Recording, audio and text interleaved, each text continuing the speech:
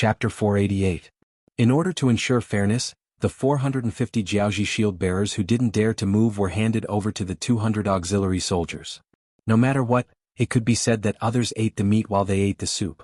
Thus, the 200 auxiliary soldiers opened the city gates under the lead of the two company commanders and walked out while glaring fiercely. In order to survive, the shield-bearers had thrown all their weapons to the ground. Finally, they saw the mercenaries in green walk out. For some reason they were not afraid at all. Instead, they felt as if a heavy burden had been lifted off their shoulders. If no one came out to receive them, it would be a dead end. Beidai City's defense was a great victory. More than 2,300 enemies were killed, nearly 500 were captured, and countless military supplies were obtained. When Yang Qindong rushed to Beidai City with the main force of more than 7,000 people, he heard such a report. On the other hand, in Hanoi, the capital of Jiaoji, bad news came one after another. As the king, Lily seemed to have aged a lot in an instant. There were even some voices questioning him, saying that he was going to let the young crown prince take over the throne in advance. When King Lili heard these discussions, he only replied that he understood in a daze. Then he turned around and entered the royal palace, not seeing anyone else. The king didn't want to see anyone. This caused the officials to panic. Many of them went to Prime Minister Yuan Chunqing to ask for advice. Compared to the other officials who were panicking, Prime Minister Yuan Chunqing was much calmer. Everyone, don't worry. The crown prince is about to enter the city. Let's go welcome him together. Although Lili had many concubines, he only had 2 sons. One was his eldest son, Li Siki, but he died early. The other was the crown prince's second son, Li Yuanlong. All this time, in order to not have any conflicts with the royal family, Li Yuanlong chose to go to Jiuzhen Prefecture in the south of Jiaoji. Since he was his father's only son, he wouldn't pass the throne to anyone else. Thus, the crown prince left the capital. Needless to say, this Li Yuanlong was quite capable. According to history, he had indeed inherited Li Li's legacy. During his reign as the king, the strength of Jiaoji had risen significantly. Geniuses would always show themselves wherever they went. For example, in Jiuzhen County, he relied on the geographical environment near the sea to make Jiuzhen County very prosperous. Of course, it was also because it was close to the sea that he had heard about mercenaries. Occasionally, when he sent out ships to trade with other countries, he would see mercenary warships with 5-starred red flags hanging high above. Compared to the ships of other small countries, the warships of the mercenaries were very domineering in terms of size, water consumption, and attack power. Rumor had it that their ships were equipped with heavy cannons that could sink any hostile ships from a long distance away. Slowly, the ships of the mercenaries became the masters of this area. If other ships wanted to pass through here, they had to pay a heavy tax. Li Yuanlong still remembered the first time he saw a mercenary warship with a red flag hanging high above the sea. Naturally, he was filled with envy when he saw the huge ships sailing past. Since then, Li Yuanlong had given strict orders to his subordinates to not make enemies with the mercenaries. On the contrary, they were to pay taxes on time and not play any tricks. It was because of this extremely correct decision that the ships of Jiaoji had been very safe. Because of this, they had made many maritime transactions with other countries and earned a lot of money. It was a pity that maritime transactions prohibited the use of ironware. Otherwise, Jiaoji would have been able to obtain even more ironware and increase the strength of its army. However, he never expected that his father and his country would make enemies with the mercenaries and even lead them to kill their way into the country. When he heard the news, Li Yuanlong rushed over with the 30,000 men of the crown prince's personal guards. On the way, he heard the news of the defeat of the army outside Beidai City. Outside the east gate of Hanoi City, Prime Minister Yuan Chunqing led a group of civil and military officials to welcome the crown prince, Li Yuanlong. The officials warmly greeted the crown prince, the future king. For the sake of their future, it seemed like everyone wanted to curry favor with him. On the surface, Li Yuanlong was chatting and laughing with the officials. However, he quickly called Prime Minister Yuan Chunqing to the side. Prime Minister Yuan, what is going on? Are the mercenaries really that strong on land? At the mention of this question, the wise Yuan Chunqing immediately shook his head in pain. Yes, Your Highness. General Huang Hua came back and said that the enemy had a type of gun that could shoot a few hundred feet away. It could take a person's life on the spot. A gun that could shoot a few hundred feet away? Even though Li Yuanlong was somewhat prepared when he heard this answer, he was still shocked and sighed. Because of Li Yuanlong's strategy, he had always thought that the Jiaoji ships and the mercenary ships on the sea were peaceful. This made him think that the enemy's cannons were limited in power. Therefore they did not make enemies everywhere and became the true overlord of the sea. However, when he heard that they had such a powerful gun, he understood that it was not that they did not have the power to dominate, but that they were not willing to do so. As for the reason, others might not know, but Yang Qindong understood it best. It was that they did not have enough people and manpower. It was because they did not have enough people. Even if they occupied some places now, they would not be able to control them. Facing the enemy's armed forces, he could lead his army to wipe them out, but he couldn't just kill the foreign civilians. If he wanted to rule the world, killing them wouldn't solve the problem. He needed more Han people. Some glory wasn't just for him to enjoy, he needed more Han people to enjoy it together with him. Li Yuanlong was not Yang Qindong. Of course, he did not understand what the other party was thinking. When he heard that the mercenaries had attacked the country, he thought that his father had done something to offend them. Right, Prime Minister Yuan, where is my father? After getting a rough understanding of the situation, Li Yuanlong asked with concern as he walked towards the palace in the city with the other officials. Prime Minister Yuan Chunqing said with an ugly expression. His Majesty the King entered the harem alone. He did not allow anyone to disturb him. Anyone? Does that also include this prince? When Li Yuanlong heard this answer, he was first stunned. Then he thought of something and revealed a look of joy. Yes. The king specifically said that he would not see the crown prince. Yuan Chunqing was much more straightforward when he replied. Since there were some things that could not be avoided, then there was no need to avoid it. Although it was a little bullying, he was the king after all. Furthermore, there was no need to bully a father and son. When he heard this affirmative answer, Li Yuanlong's expression slowly returned to normal. He finally understood that his father had left the mess for him to deal with. If there was a mistake, then it would be his fault. Not only would his father not support him, but he would also criticize him and even take back his authority. On the other hand, if he did it well, then his father would have to abdicate. Li Yuanlong was indeed someone who had been the crown prince for many years. He was able to understand the situation so quickly. This was also why Prime Minister Yuan Chunqing had an ugly expression when he answered this question. However, there was nothing he could do. After all, Li Yuanlong was the king and he was only the king's son. The so-called kinship. I almost forgot. In the face of huge benefits and reputation, there was no kinship in the royal family.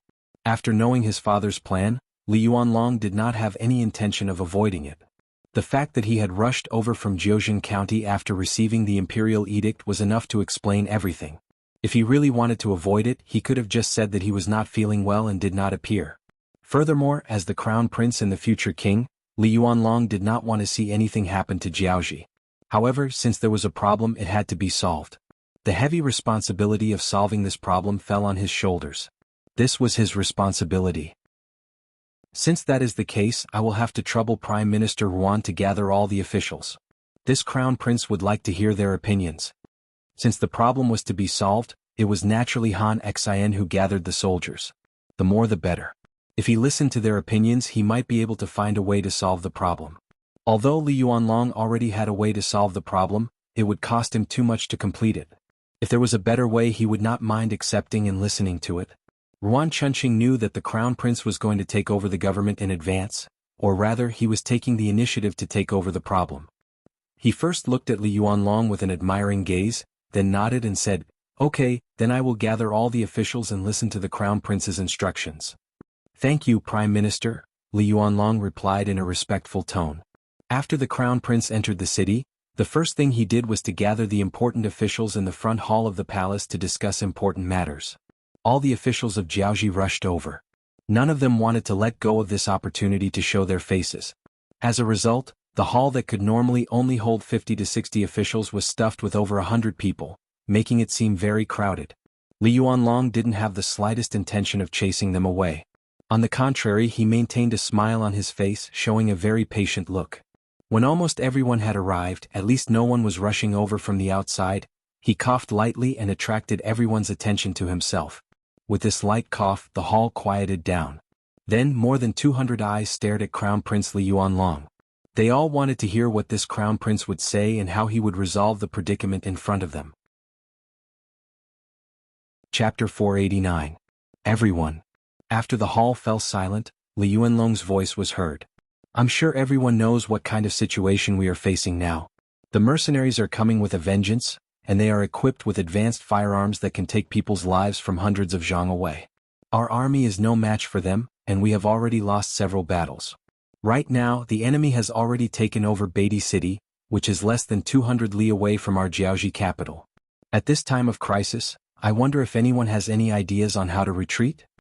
After saying this, Li Yuanlong looked at the officials with anticipation. He wanted to see if there were any better ideas. After hearing the Crown Prince's words, the officials, who were still discussing spiritedly, fell completely silent. In fact, before the Crown Prince came, everyone had talked about the war in the country more than once. Huang Hua had returned, Jishu and Longbian had also sent back news, confirming that the mercenaries had a powerful killing weapon in their hands that was far beyond their imagination. It was an advanced flintlock that could fire continuously and was extremely accurate. It was said that the firearm could shoot up to 600 to 700 meters away. When it landed on a person, it could still be fatal. In comparison, the bows and arrows in their hands could only shoot up to 100 meters. When it was truly lethal, it could only shoot up to 50 to 60 meters. The difference was more than 10 times. How could they fight this war? But what could they do if they couldn't win? This was where they lived, and the mercenaries belonged to outsiders. Even if they were outsiders, they couldn't just let them do whatever they wanted, right? When the king refused to see anyone, everyone put all their hopes on the Crown Prince. But now that the Crown Prince asked this question, how could they answer? Everyone who couldn't think of a solution could only turn their attention to Li Yuanlong. In their opinion, they didn't have the ability to find a solution, but the Crown Prince must have a solution. No one spoke. Although this was within Li Yuanlong's expectations, he still couldn't help but let out a long sigh when he saw the outcome. Is there really no solution to this? Seeing how disappointed the Crown Prince was, the officials couldn't help but lower their heads. Obviously, they didn't want the Crown Prince to see their incompetent side. On the other hand, some of the military officials had a helpless look on their faces, but none of them lowered their heads. As generals, they were originally prepared to sacrifice their lives for the country. They were not afraid of death. After seeing that the civil officials were helpless, the generals led by the famous General Fan Yuhai stepped forward. Your Highness, we are willing to be the vanguard. Once you give the order, no one will disobey. More than a dozen generals stood up and spoke in unison. It was quite imposing. Their words caused the civil officials who had their heads lowered to tremble. It also caused Li Yuanlong, who was seated at the head of the table, to light up. No matter what, as long as there are generals who dare to fight, Jianghu will not fall. The most important thing was that with the support of these generals, his position as the temporary commander would be stable. Good. Generals, your courage is commendable. This Crown Prince is very happy. Li Yuanlong's gaze fell on Fan Yuhai, Huang Hua, and the other generals as he spoke emotionally. After speaking, he shook his head. However, there is a huge disparity in the weapons of both sides. Even if the generals aren't afraid of death, this Crown Prince doesn't want to throw away his life. Before we can think of a better solution, we have to carefully consider whether to fight or not. Your Highness. When Fan Yuhai heard the meaning behind Li Yuanlong's words, he became anxious. He could sense that the Crown Prince was going to give up the battle and ask for peace. Alright, this Crown Prince has his own plans. Where is the Prime Minister? Li Yuanlong interrupted Fan Yuhai's next words and swept his gaze across the officials. This old official is here. Ruan Chunqing took a step forward. This Crown Prince orders you to represent this Crown Prince in negotiating with the mercenaries in Beidao City. See what they want. If they are willing to withdraw their troops, we are willing to compensate them. Are you willing to take up this task? Since he couldn't find a better solution, Li Yuanlong followed his original plan. This was going to ask for peace. Speaking of which, this wasn't a good task. As the Prime Minister of the country and the leader of the officials, if Ruan Chunqing said he wasn't willing, no one could force him. However, after his expression changed a few times, he still nodded and agreed. Since it is the Crown Prince's order, this old official is willing to do it. Good, as expected of the Prime Minister of the country. Then I will have to trouble you. You can rest assured that the negotiation is just a method. From today onwards, we will use the power of the country to forge iron on a large scale and strive to forge more iron shields and other iron weapons. This will ensure that when the mercenaries are forced to fight, we won't be too passive. In addition, this Crown Prince will send people to the great Ming dynasty to present a letter of credence. I am willing to be a subject in exchange for the mercenaries' withdrawal. Your Highness the Crown Prince. Hearing this, all the officials fell to their knees one by one. Of course, they knew that everything they had today was not easy to come by. Now that Li Yuanlong had made so many concessions, they felt very wronged. However, after thinking about it, It seemed that there was no better way to resolve this crisis than this method. Sai, if you want dignity, you need to be strong enough. I hope that after this incident, everyone can work together to make Jiaoji even stronger. This way no one will look down on us and Jiaoji in the future. Long live your highness the crown prince. Hearing Li Yuanlong's words of instruction, all the officials revealed their determination to strive for greatness. The crown prince saw all of this and felt very gratified. If everyone could change after this ordeal, it would be a good thing. Of course, there was one thing that Li Yuanlong would not say out loud. That was, the negotiation was just a pretense. His real goal was to use this opportunity to forge more iron weapons to fight the enemy. Being influenced by what he saw and heard since he was young, he did not believe that begging could be exchanged for peace. Only by becoming stronger would others look up to him. That was where true strength lied. Even if the enemy had such advanced firearms with Jiaoji's current conditions, it would require too much effort to win the war. If things went wrong, the foundation of Jiaoji would be shaken. This was not something that the ambitious Li Yuanlong wanted to see. What he needed was to win this war with the smallest price. For this reason, he did not hesitate to temporarily lower his head to the great Ming dynasty in order to obtain their support. He had already asked around and found out that the enemy's general was the Duke of Loyalty. Since the Duke was conferred by the great Ming dynasty, this matter would be easy to handle. As long as the great Ming dynasty's emperor ordered him to retreat, how would the enemy dare to not retreat? When that time came, it would be time for him to launch an all-out counterattack. He might even launch a surprise attack while the enemy was retreating. If things went well, he might even be able to obtain those advanced firearms for his own use. As for whether the great Ming dynasty would do as he wished and request Yang Qindong to retreat, there was no need to think too much about this. What was the great Ming dynasty? It was a great nation. The most important thing was what others thought of them. As long as they said something nice or even made some verbal promises, the great Ming dynasty would definitely do as they said for the sake of their reputation. This was what it meant to suffer because of their reputation. In order to gain a good reputation and a magnanimous title, countless dynasties in history had paid a heavy price for this. Even Li Yuanlong could see this point and use it to his advantage. It was clear that such a huge shortcoming hindered China's development. After the impromptu court meeting ended, Li Yuanlong found Prime Minister Yuan Chunqing and told him his true purpose. Prime Minister, when you go to the mercenary camp, don't be too anxious. The negotiations can be done slowly. In this case, the people I sent to the great Ming dynasty to ask for peace will cooperate with you to deliver the good news. Rest assured. Considering the distance between Jiaoji and the great Ming dynasty, some things could not be done in a day. How to fight for time was what Yuan Chunqing needed to do. After understanding the crown prince's intention, Yuan Chunqing was very relieved.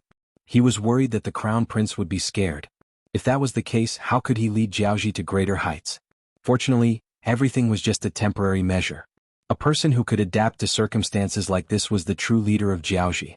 With a face full of admiration, Yuan Chunqing confidently patted his chest and promised Li Yuanlong, "Your Highness, please rest assured.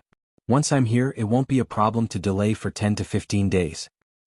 Okay, this crown prince will order the people who go to the great Ming dynasty to ask for peace to speed up," Li Yuanlong also vowed. In general, he valued the prime minister's talent very much. Naturally, he did not want anything to happen to him. On the night after the two of them discussed, the officials who went to the great Ming dynasty to ask for peace secretly departed. On the morning of the second day, Yuan Chunqing changed into a brand new official uniform and led a group of personal attendants out of Hanoi City. They headed straight for Beidai City, which was 200 li away. Just as the group departed, a messenger from Jiaoji rushed to Beidai City ahead of them and explained the prime minister's intentions. Beidai City. With the arrival of Yang Qindong's main forces, the city changed again.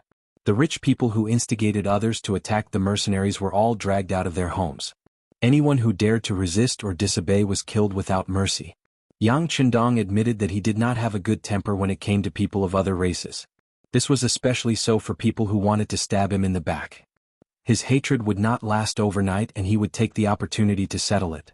Under Yang Qindong's ruthless methods and policies, more than 20 rich people were brought out of their homes. In the beginning there was some resistance. However, after more than 60 people from 2 families were killed, the rest became obedient.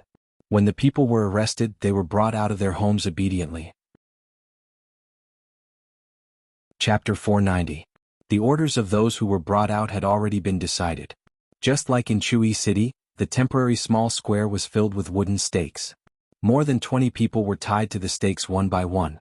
Then the common people gathered. The Han people were singled out and naturally became a special class, living a life of eating and wearing warm clothes.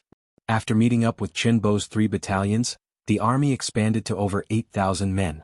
It was more than enough to clear out a small Beatty city. In an instant, the Han people were elated.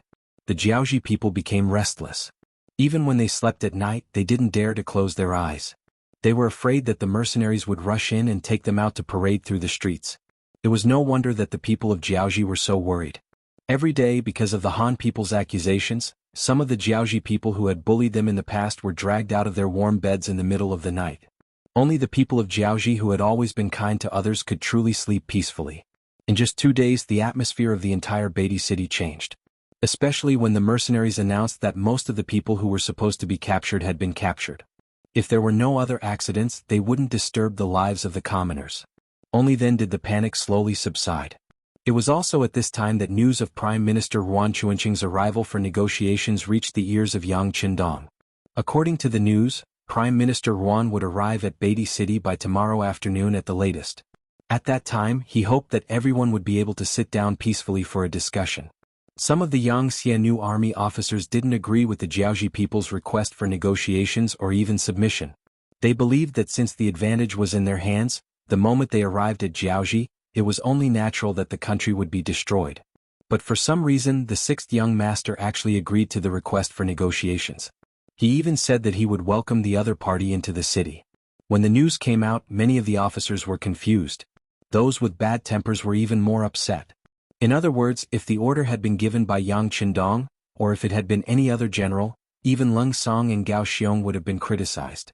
The officers did not understand this decision and were conflicted. As the political commissar of the 2nd Regiment of the Cold Front, Kang Jie immediately went to Yang Qindong and expressed his concerns. Kang Jie had a troubled look on his face. When he saw Yang Qindong, he said, "6th young master, regarding the negotiation with Jianghu, the officers are quite upset. Although we can't see anything wrong with them, if we can't explain it clearly, it will affect the morale of the soldiers." Kang Jie did not come here to criticize Yang Qindong. He did not dare to do so. He was just reporting his concerns because of his duty. Regarding this, Yang Qindong could understand. He naturally had such a plan. Since Kang Jie came looking for him, it was time for him to give the officers an explanation. "All right, Political Commissar Kang, you don't have to be too anxious. Since this young master was the one who made the decision, I have my reasons. How about this? Inform all the officers and instructors of the various battalions to come for a meeting. This young master has something to say." Seeing that Yang Qindong wanted to personally explain the matter to everyone, Kang Jie was overjoyed. He immediately said, "This subordinate will inform them right away." In less than an hour, all the battalion commanders and instructors of the same rank in the city arrived at the general's residence. This used to be Pan Wenfei's residence, but he was now dead.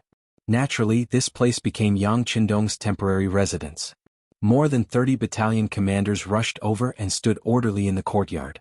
Their eyes were fixed on Yang Qindong, who was looking up at the sky. This scene had been going on for quite a while. It was Yang Qindong who called them over, but the 6th young master did not say a word. He only looked up at the sky.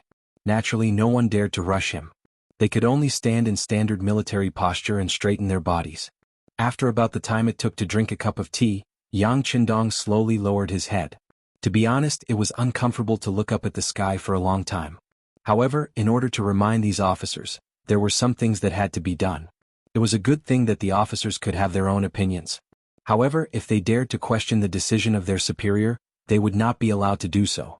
For example, a platoon commander only saw the soldiers of his platoon. That was bound to have limitations. A company commander only saw a company, unlike a battalion commander who could see the bigger picture. As the actual founder of the mercenary army as well as the highest leader, Yang Qindong naturally saw the bigger picture. In order to accomplish this, it was inevitable that he would make some concessions. For example, allowing the Prime Minister of Jianghu to negotiate was influenced by the bigger picture. As the territory grew larger in the future, the chances of something like this happening would also increase. He could not possibly explain it to his subordinates every single time. This time could be an exception, but it would only be limited to this one time. Through this incident, Yang Qindong wanted to tell everyone that they could doubt his decision, but they had to obey. Otherwise they could just go back to wherever they wanted to go. There were no three-legged toads, but there were plenty of two-legged toads. Seeing that the time it took for an incense stick to burn had passed and the emotions of the officers had calmed down, Yang Qindong finally spoke. I don't care what you think of yourselves. I don't care what kind of dissatisfaction or opinions you have in your hearts. Right now this young master wants to ask you all one question. With our current strength, can we take down all of Jiaoxi's cities without shedding any blood? Without shedding any blood? Hearing Yang Qindong's words, all of the officers shook their heads in unison. In terms of brute force, there were no cities in Jiaoxi that they could not take down. However, it was impossible for them to take down a city without using a single shot. Seeing that all of the officers were shaking their heads, Yang Qindong snorted coldly. A sharp glint flashed across his eyes. Since you can't do this, what right do you have to be arrogant? Why can't you have a proper discussion with the other party's envoy? Don't tell me that you want to show off your strength and disregard the safety of the Han civilians? Under the harsh criticism, the faces of some of the officers turned ugly. They only considered that their military strength was already very strong. The defense of Beatty City was the best example. Since they already had the initiative, why did they still have to negotiate? Wasn't this like a blind man lighting a lamp? However, when they heard Yang Qindong's questioning, they realized that such a rash action would cause the deaths of all the Han civilians in Jiaoxi. Since they could slaughter their way into the various cities of Jiaoxi, why couldn't the other party wipe out all the Han civilians in the city before they arrived? If that was the case, even if they killed the civilians, what would they gain? They were nothing more than empty cities with nothing to show for it. This was not their initial strategic goal. They wanted to open up another base here, not just to show off their tyrannical military strength. It could be said that when Yang Qindong said those words, many of the officers understood what was going on. They thought about how they were just ordinary civilians not long ago, living in an abyss of suffering. If it wasn't for the sixth young master who saved them, gave them authority and gave them the most advanced firearms, some of them would have been dead by now. Most of them were still running around just to fill their stomachs. Where did the morale and drive come from? The officers who had figured everything out lowered their heads one by one. They were reflecting on their wrong thoughts. Seeing that the officers understood his intentions so quickly, Yang Qindong's expression turned slightly better. All right, I've explained everything to you. If anyone is still dissatisfied with the negotiations with Jiaoxi, feel free to voice it out. However, if you don't have any objections now, you are not allowed to discuss this matter when you return. Otherwise, I'll fire every single one of you. I won't care what contributions you've made in the past. When that time comes, don't say that I, the sixth young master, won't be merciful. No, the sixth young master is wise.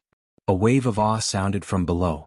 It was no wonder that these officers were able to think things through so quickly. Previously, they were limited by their foresight and their thoughts were limited as well. Now that they knew that the sixth young master was thinking for the sake of the Han people, how could the officers who used to be part of him not understand?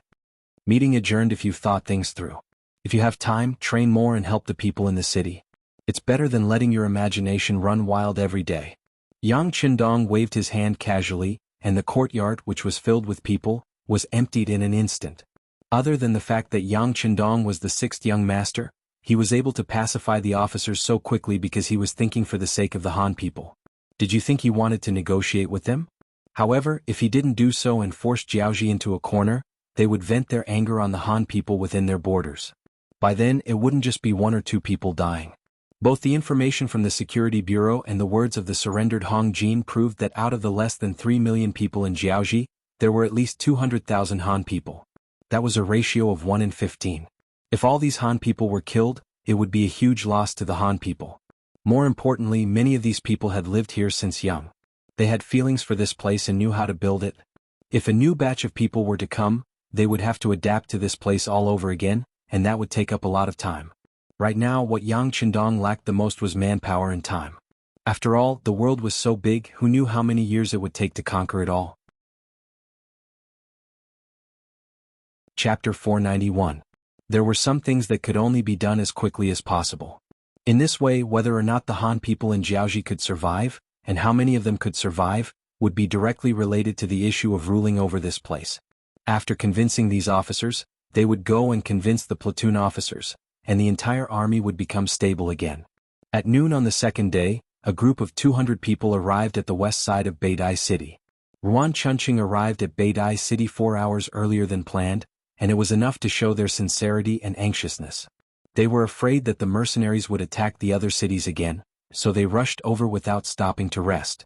When Ruan Chunqing arrived at the city, according to the plan, 2nd Regiment Commander Luo Per and Political Commissar Kong Jie went out to welcome them, and led them into Beidai City.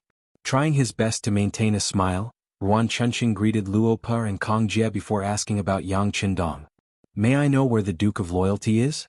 This time, this Prime Minister is under the orders of the Crown Prince to bring some gifts. The Duke of Loyalty is still inspecting the army. If Prime Minister Ruan is anxious, why don't you take a look with us?" Political Commissar Kong Jie first smiled at Luo Per, then turned to Ruan Chunqing and said in an unhurried tone, "All of this was planned." Ruan Chunqing was anxious to see Yang Qindong and test his intentions, so he wanted to use this opportunity to give him a good beating, and let him see the morale and momentum of the mercenaries. When he heard that Yang Qindong was inspecting the army, a bitter expression flashed across Ruan Chunqing's face. To be able to become the Prime Minister, which one of them was an idiot? How could he not understand the meaning behind this? This was clearly a show of strength. But when he thought about it, he also wanted to use this opportunity to see the strength of the mercenaries. As the saying goes, only by knowing yourself and your enemy can you win 100 battles. Ruan Chunqing agreed. Then I will have to trouble the two generals.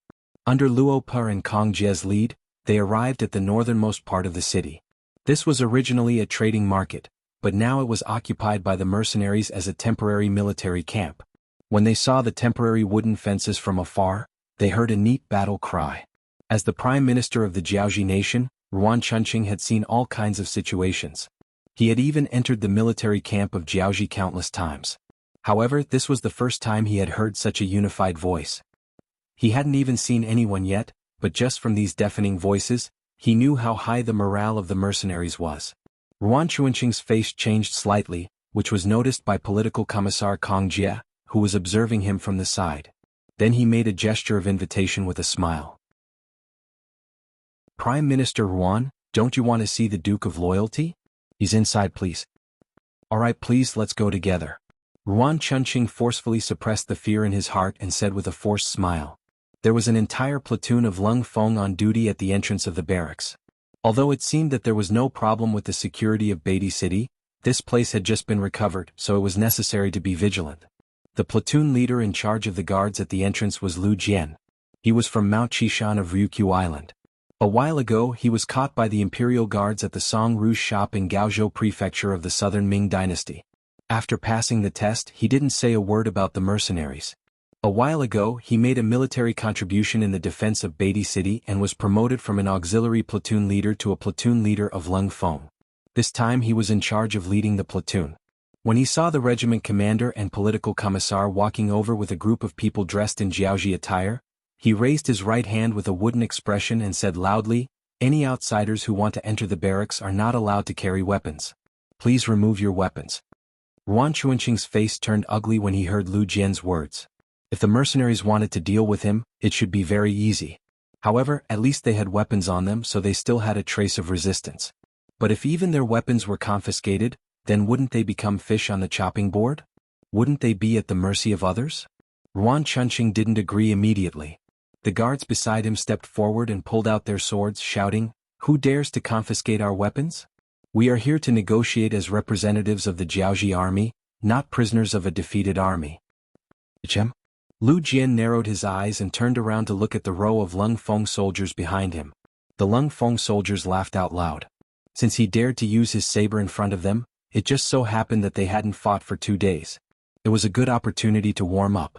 Seeing that Ruan Chunqing had unsheathed his saber, his opponents in military green camouflage uniforms laughed instead of getting angry. Ruan Chunqing's bodyguards' expressions turned ugly. This mission wasn't easy. If they didn't handle it well, they would be in danger of dying. Everyone was already mentally prepared for this. However, if they could avoid death, it would be best if they didn't die. But now that the situation had come to this, they didn't know what to do for a moment. They could only look at Ruan Chunqing with troubled gazes and wait for the Prime Minister to speak. Ruan Chunqing's expression didn't look any better. Although he was a little angry at the arrogance of the mercenaries, who wanted to confiscate his weapons as soon as they met, he was here to negotiate, not to surrender. However, he hated his guards even more. How could they pull out their swords without an order? If they angered the mercenaries, not only would they fail the negotiation, but they would also lose their lives here. Death. Of course, Yuan Chunqing was afraid. However, he was also afraid that he wouldn't be able to complete the mission given to him by the Crown Prince. Therefore, when he saw the inquisitive looks from the guards, he turned to Luo Per and Kong Jie and said, "Generals, we are guests after all. A host should treat his guests well." Seeing how thick-skinned Yuan Chunqing was, Political Commissar Kong Jie spoke up before Luo Per could say anything. "Apologies, we didn't invite you here. Even if you are a guest, you have to follow the host's rules." The moment he finished speaking, Yuan Chunqing's expression turned ugly. This time they were the ones who initiated the negotiation. In other words, they were the weaker party. It was difficult for them to be treated with respect. Without looking at Yuan Chunqing's expression, Kong Jie's eyes fell on Lu Jian. Although he didn't say anything, his meaning was very clear. He wanted Lu Jian to do whatever he wanted regardless of the fact that they were here. Lu Jian was a smart person to be able to become the platoon leader of the Cold Vanguard platoon. Seeing that the regiment commander and the political commissar had nothing else to say, he chuckled with a sinister look on his face.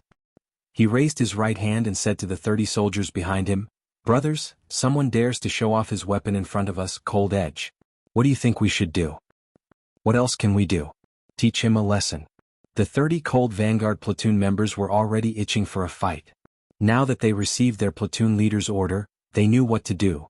Each of them smiled as they took out shiny bayonets from their waists and equipped them with the 95-style spearhead.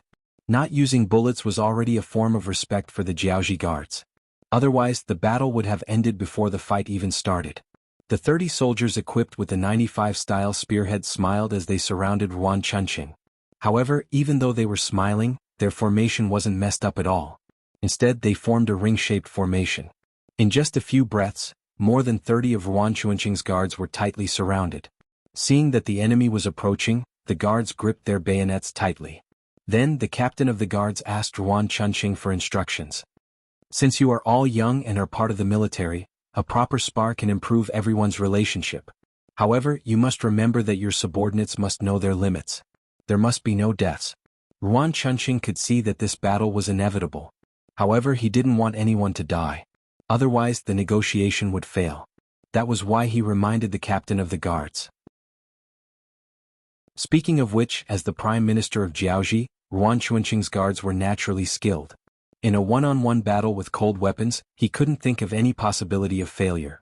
After Yuan Chunqing gave the order, the captain of the guards nodded immediately. Then he said to the guards beside him, "Master said that no one can die.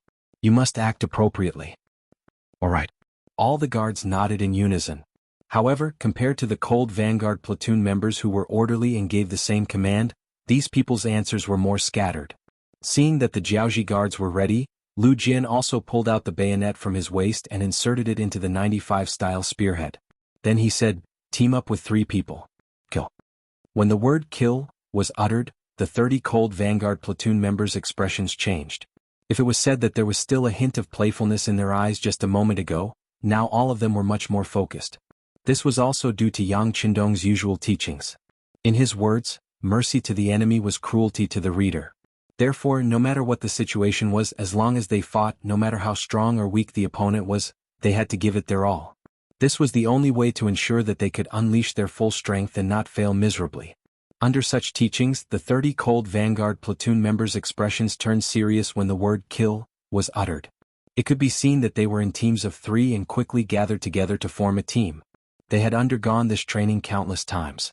They were so familiar with it that the Jiaoji guards only saw a blur in front of their eyes.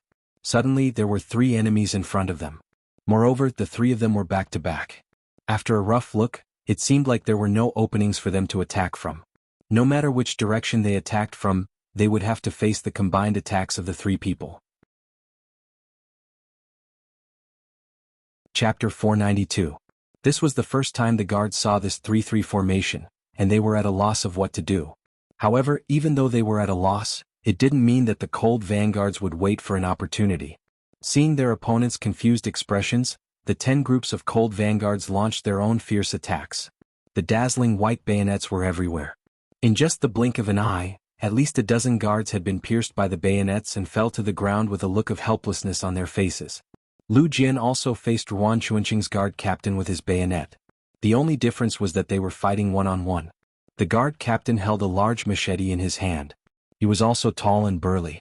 In comparison, Lu Jian, who was only 1.78 meters tall, was at least half a head shorter than the guard captain. In terms of size, Lu Jian seemed to be at a disadvantage. This gave the guard captain a natural advantage, and he thought that Lu Jian couldn't withstand a single blow. However, just as this kind of underestimation was formed, a bayonet suddenly pierced towards his face. The guard captain's expression changed drastically. This kind of fierce attack made him lose focus for a moment, and then he instinctively raised his machete to block. Clang! Under the short exchange of weapons, the bayonet and machete clashed for a moment. Then, the bayonet that was knocked to the right suddenly turned around and stabbed towards the guard captain's waist. This move was so fast that it didn't seem to be a helpless move at all. It gave people the feeling that it was long prepared.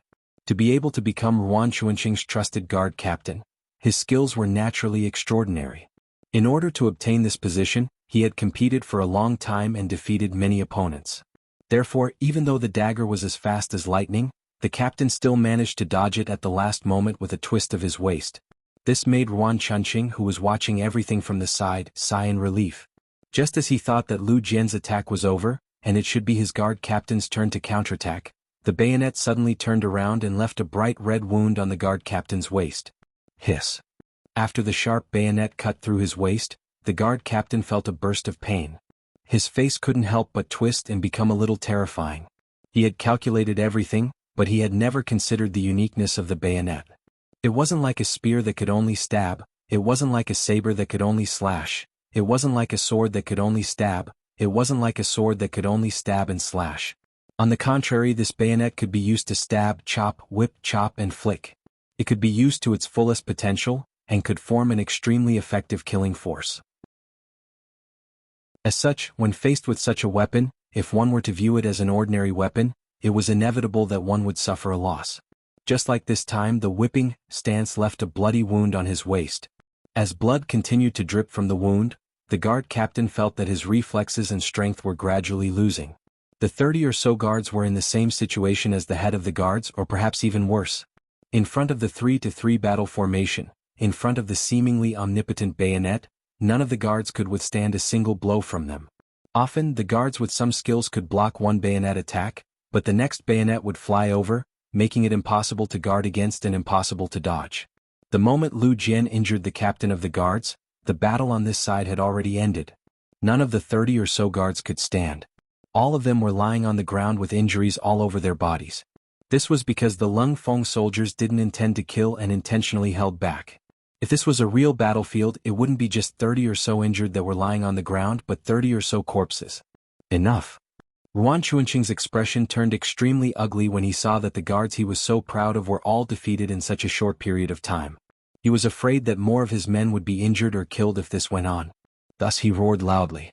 When the country's prime minister put on a stern face, he naturally had an intimidating aura. Unfortunately, this aura was nothing in the eyes of Luo Per and Kong Jie. On the contrary, the latter said in a mocking tone, "What's wrong? Prime Minister Yuan, are you afraid? Hehe, if you are, you can go back to Hanoi City now and regroup. We will see who wins and who loses on the battlefield."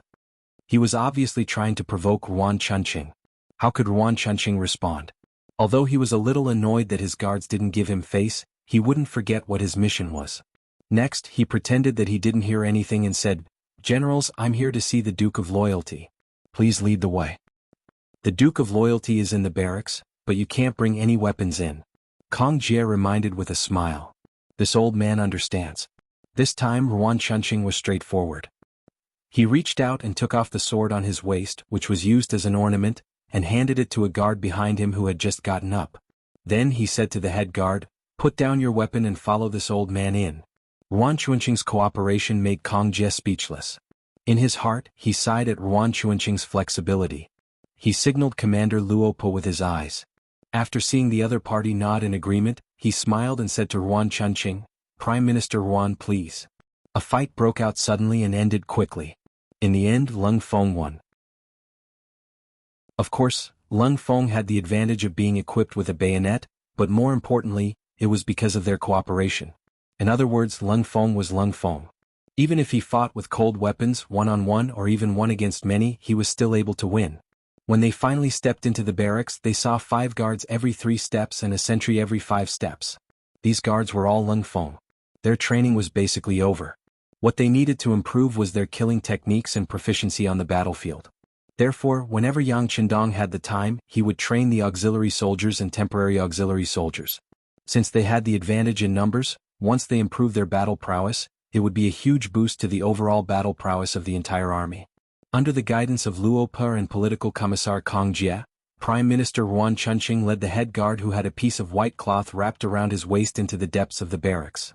From afar he saw a wide training field. There were thousands of soldiers practicing all kinds of drills. Some were practicing formation, some were practicing assassination, and some were practicing target shooting. There were also some huge logs placed there for a few people to hold together to train their strength. All in all, Ruan Chunqing had never seen such a training method before. All of this gave him a sense of novelty. It was as if Granny Lu had entered the Grand View Garden. When he walked in front of a group of soldiers who were practicing walking under the slogan, 1, 2, 1, Ruan Chunqing was very curious. He couldn't help but ask Luo Pe and Kong Jie beside him, "Generals, why are they practicing walking?" Of course, the 2 regimental officers wouldn't tell him the various benefits of proper formation training. They only smiled and pointed at a young man who was also dressed in camouflage clothing not far away. "That's the Duke of Loyalty. Let's go over." Oh. When he heard that Yang Qindong was right in front of him, Ruan Chunqing set aside his curiosity and strode over to where Yang Qindong was. As he walked forward, his expression constantly changed. When he felt that the smile on his face was enough, he maintained this expression and walked over to Yang Qindong. "Duke, the Prime Minister of Jianghu is here." Kong Jie's voice rang out respectfully and spread forward. Yang Qindong, who was watching the training on the field, didn't change his expression. It was as if he didn't hear Kong Jie at all and continued doing what he was supposed to do. After Kong Jie reported again, he didn't say anything else. He believed that the 6th young master must have heard what he said, but he didn't reply. There must be a reason why Kong Jie didn't ask anymore. Ruan Chunqing, who was originally smiling, stood there awkwardly. A full quarter of an hour passed. During this time, Yang Qindong said something to a few of the officers beside him. He pointed out many problems with the soldiers' training, but he didn't say a word to them. He didn't even turn his head to look at them. This made Ruan Chunqing's expression turn even uglier. If it wasn't for Crown Prince Li Yuanlong's voice in his mind, he would have probably left in a huff. Ahem. In the end, he had to fight for the opportunity himself. After adjusting his mentality, Ruan Chunqing decided to speak up himself. Although it was embarrassing enough, it was better than standing there all the time. "Your Excellency, I am the Prime Minister of Jianghu Nation, Ruan Chunqing. I am here on the orders of my Crown Prince to pay my respects." Ruan Chunqing's voice wasn't soft. He shouted with qi in his dantian, so it was impossible for anyone not to hear him.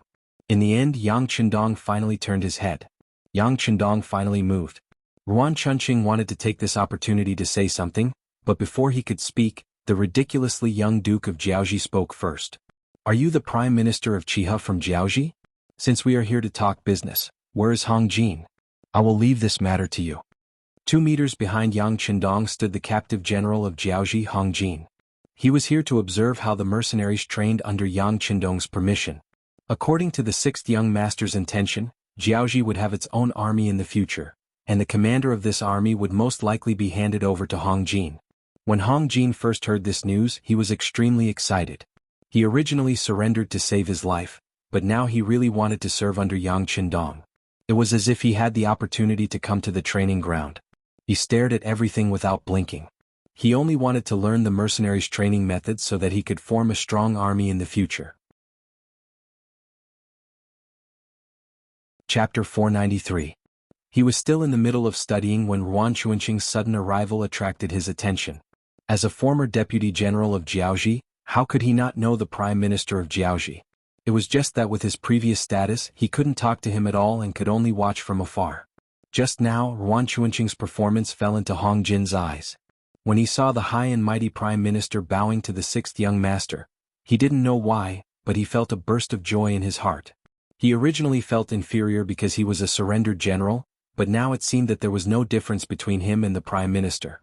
Just as he was thinking about this, Yang Qindong suddenly called out his name. This made him tremble and he couldn't believe what he had just heard.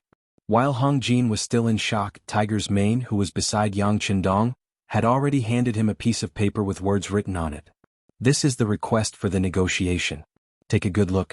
This is also a chance for you to perform well. Seize it. Tiger's mane patted Hong Jin's shoulder as he spoke. This seemingly inconspicuous action made Hong Jin very excited. Who didn't know what kind of person Tiger's mane was? He was Yang Qindong's most trusted person. Even regimental officers like Luo Per and Kong Jie were very respectful in front of him. It was definitely Hong Jin's honor that Tiger's mane thought highly of him. The excited Hong Jin immediately straightened his chest and said with an incomparably firm tone, "Please rest assured, Tiger's mane and Tiger's mane. I will definitely handle this matter well." Hong Jin promised solemnly. Under Tiger's mane's signal, he came in front of Yuan Chunqing and stretched out his right hand. "Prime Minister Yuan, I will be in charge of the negotiation. Please." Yuan Chunqing's original intention was to negotiate with Yang Qindong. In his opinion, this was the only way to have an equal relationship. However, Yuan Chunqing ignored him. If he insisted on staying here, who knew what would happen? Yuan Chunqing didn't want to ruin their relationship before the negotiation, so he could only sigh and agree. "Thank you, General Hong." Being addressed so politely by Yuan Baiqing, Hong Jin's face was full of joy. "Well said, Prime Minister Yuan, please." Hong Jin's face was full of confidence, but when he really looked at Yang Qindong's conditions, he couldn't help but have a headache. Never in his wildest dreams did he expect the sixth young master's demands to be so harsh. The higher-ups actually demanded that Jiaoji hand over all the cities other than Hanoi City. They also demanded that the Jiaoji army disarm themselves and hand over their weapons. How was this a negotiation? It was clearly forcing the other party to perish. He did not think that Yuan Chunqing would agree. Therefore, when the two of them walked out of the military camp and found a quiet courtyard to sit down, Hong Jin was prepared for Yuan Chunqing to get angry and leave. In fact, Yuan Chunqing was very angry when he saw Yang Qindong's demands. This was an impossible condition. Fortunately, he didn't come to negotiate but to buy time. Therefore, he didn't leave in anger like Hong Jin expected. Instead, he said seriously that the Jiaoji nation wouldn't accept such conditions and asked them to lower their standards before negotiating. Yuan Chunqing suddenly said such nice words and he didn't even say a word of anger. This made Hong Jin feel that it was unrealistic. The Beidai city general's residence was now Yang Qindong's resting place. After dark, Hong Jin came to the inner courtyard after being notified. He saw Yang Qindong, who had just finished his dinner and was drinking tea and resting. "Greetings, Duke of Loyalty and Courage." Hong Jin knelt on the ground with a plop and said sincerely. He wanted to call him the sixth young master, but he knew that with his current status, he didn't have the right to do so. "You're here. How's the situation?" Yang Qindong stretched out his hand and gestured for Hong Jin to get up. He also asked about the negotiations. "Duke of Loyalty, I have already talked to Prime Minister Yuan. He thinks that our demands are too high. He hopes that we can lower our standards," Hong Jin said honestly. "Lower your standards?" Yang Qindong's face flashed with an unknown smile. "He's not angry?" Hearing Yang Qindong's question, Hong Jin was stunned at first. Then he thought for a while and said, "He's a little angry but he doesn't show it." "Ah." At this moment, Yang Qindong couldn't help but laugh out loud. He had made demands and conditions that were impossible for the other party to fulfill, but the other party didn't turn hostile or get angry. He only said that the demands were too high. What did this mean? It could only mean that the other party didn't really want to surrender at all. Everything was just a stall for time. So, no matter what request Yang Qindong made, they would use all kinds of reasons to reject it. The so-called negotiations, Jiaoji wasn't sincere, and Yang Qindong was never serious. This was just a way for everyone to test each other. Through this test, Yang Qindong got the result he wanted. That was, the other party was indeed stalling for time. They should be planning something. Before they were ready, they wouldn't easily turn hostile. After understanding this, Yang Qindong knew what to do.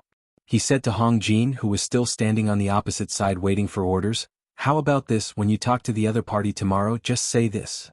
At the same time, in a courtyard temporarily provided for Yuan Chunqing, the Prime Minister of Jiaoji had also finished his meal and was chatting with the guard captain beside him. "You've seen the training ground today, right? With your experience, if we were to go against the mercenaries now, what are our chances of winning?" Yuan Chunqing asked with interest. Although it was true that he was the Prime Minister, he didn't know much about military affairs, unlike the guard beside him, who was originally a military man. Seeing the Prime Minister asking so seriously, the guard captain hesitated for a moment before shaking his head. The mercenaries' morale is very high. If we were to go against them now, I'm afraid we would lose. What are our chances of winning? After Yuan Chunqing asked, he seemed to have thought of something and said, just say it boldly. There are only the two of us here. After receiving the Prime Minister's encouragement, the guard captain looked eager to give it a try. Then he slowly squeezed out 2 words. 20%? Hearing the words, Yuan Chunqing looked at the guard captain suspiciously. Being stared at, the guard captain lowered his head and squeezed out 2 words with difficulty. 10%. Only 10%. Hearing this answer, Yuan Chunqing was clearly very dissatisfied. Yes, with our current weapons and equipment, it's only 10%. However, if we can have more metal shields, perhaps we can increase it a little. If there's any way to make the mercenaries hesitate, then our chances of winning will be even higher, the guard captain answered honestly. Yuan Chunqing knew that this was the truth, but this result still made him very dissatisfied. He couldn't help but let out a long sigh. Then he began to think in his heart. The Crown Prince had already ordered people to forge metal shields and even said that he wanted to build mobile metal carriages. If that was the case, then it wasn't like they wouldn't be able to retaliate at all. Thinking about how he had already sent people to the southern Ming Empire, if they could pressure the Duke of Loyalty, then their chances of winning would increase. What we lack is time. Yuan Chunqing sighed. Whether it was forging metal shields, metal carriages, or going to the southern Ming Empire to ask for help, they all needed time. However, would the mercenaries give them enough time? How could he delay? It seems that there is a need to make some concessions on some matters. Yuan Chunqing muttered to himself. The first negotiation ended without any results. The next morning, without waiting for Hong Jin to leave, Yuan Chunqing took the initiative to look for him. It was no wonder that he couldn't keep his cool. After all, in comparison he was under more pressure. Hong Jin was still thinking about how to complete the task given to him by the 6th young master. Now that Yuan Chunqing took the initiative to look for him, he was no longer in a hurry. He smiled and invited the Prime Minister, whom he once looked up to sit in his courtyard and drink tea. The initiative was already in his hands, so of course Hong Jin wasn't in a hurry. However, Yuan Chunqing couldn't. Although he wanted to pretend to be very shrewd, the situation didn't spare him. Seeing that the two of them sat together and drank 2 pots of tea, he couldn't help but take the initiative to say, General Hong, do you think we can continue the negotiation yesterday? Wait, I drank too much tea. I need to go to the toilet. Hong Jin didn't wait for Yuan Chunqing to finish his sentence. He pretended to be in a hurry to pee, apologized and left. Seeing how arrogant Hong Jin was, the Prime Minister's guard said indignantly, a petty man intoxicated by success. Of course Yuan Chunqing heard this. He already knew about Hong Jin's background, and even knew that he was from the Hong family. In the past, even if someone introduced him, whether he wanted to meet such a small figure depended entirely on his mood. Now he was the one putting on airs. Of course he was angry. However, when he considered the big picture, he had to suppress his anger. Forget it, a great man knows when to yield, right?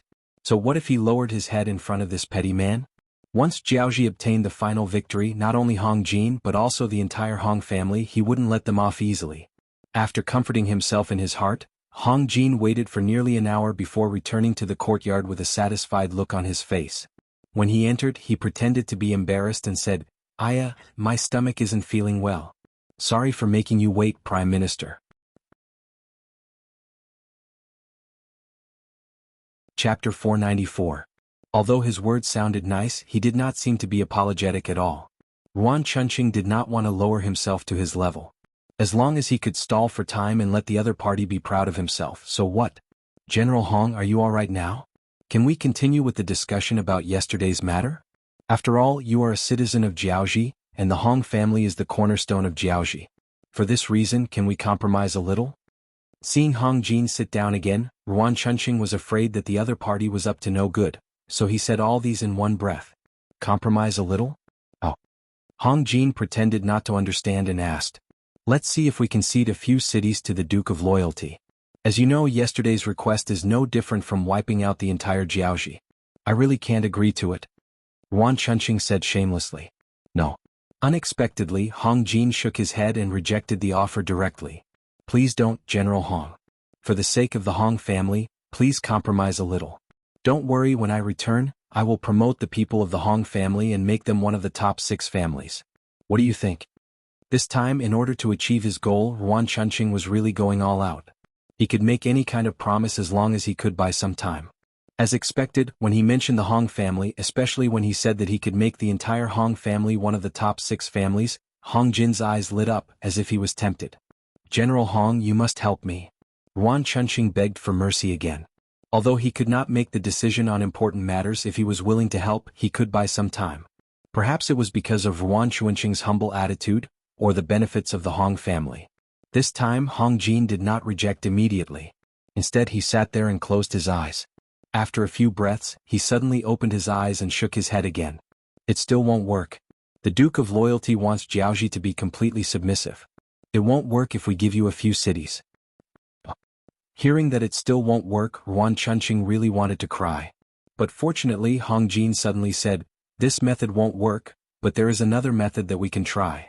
Hearing that there was still hope, Yuan Chunqing suddenly became energetic. He quickly reached out and grabbed Hong Jin's arm and asked, "Is there any other way?"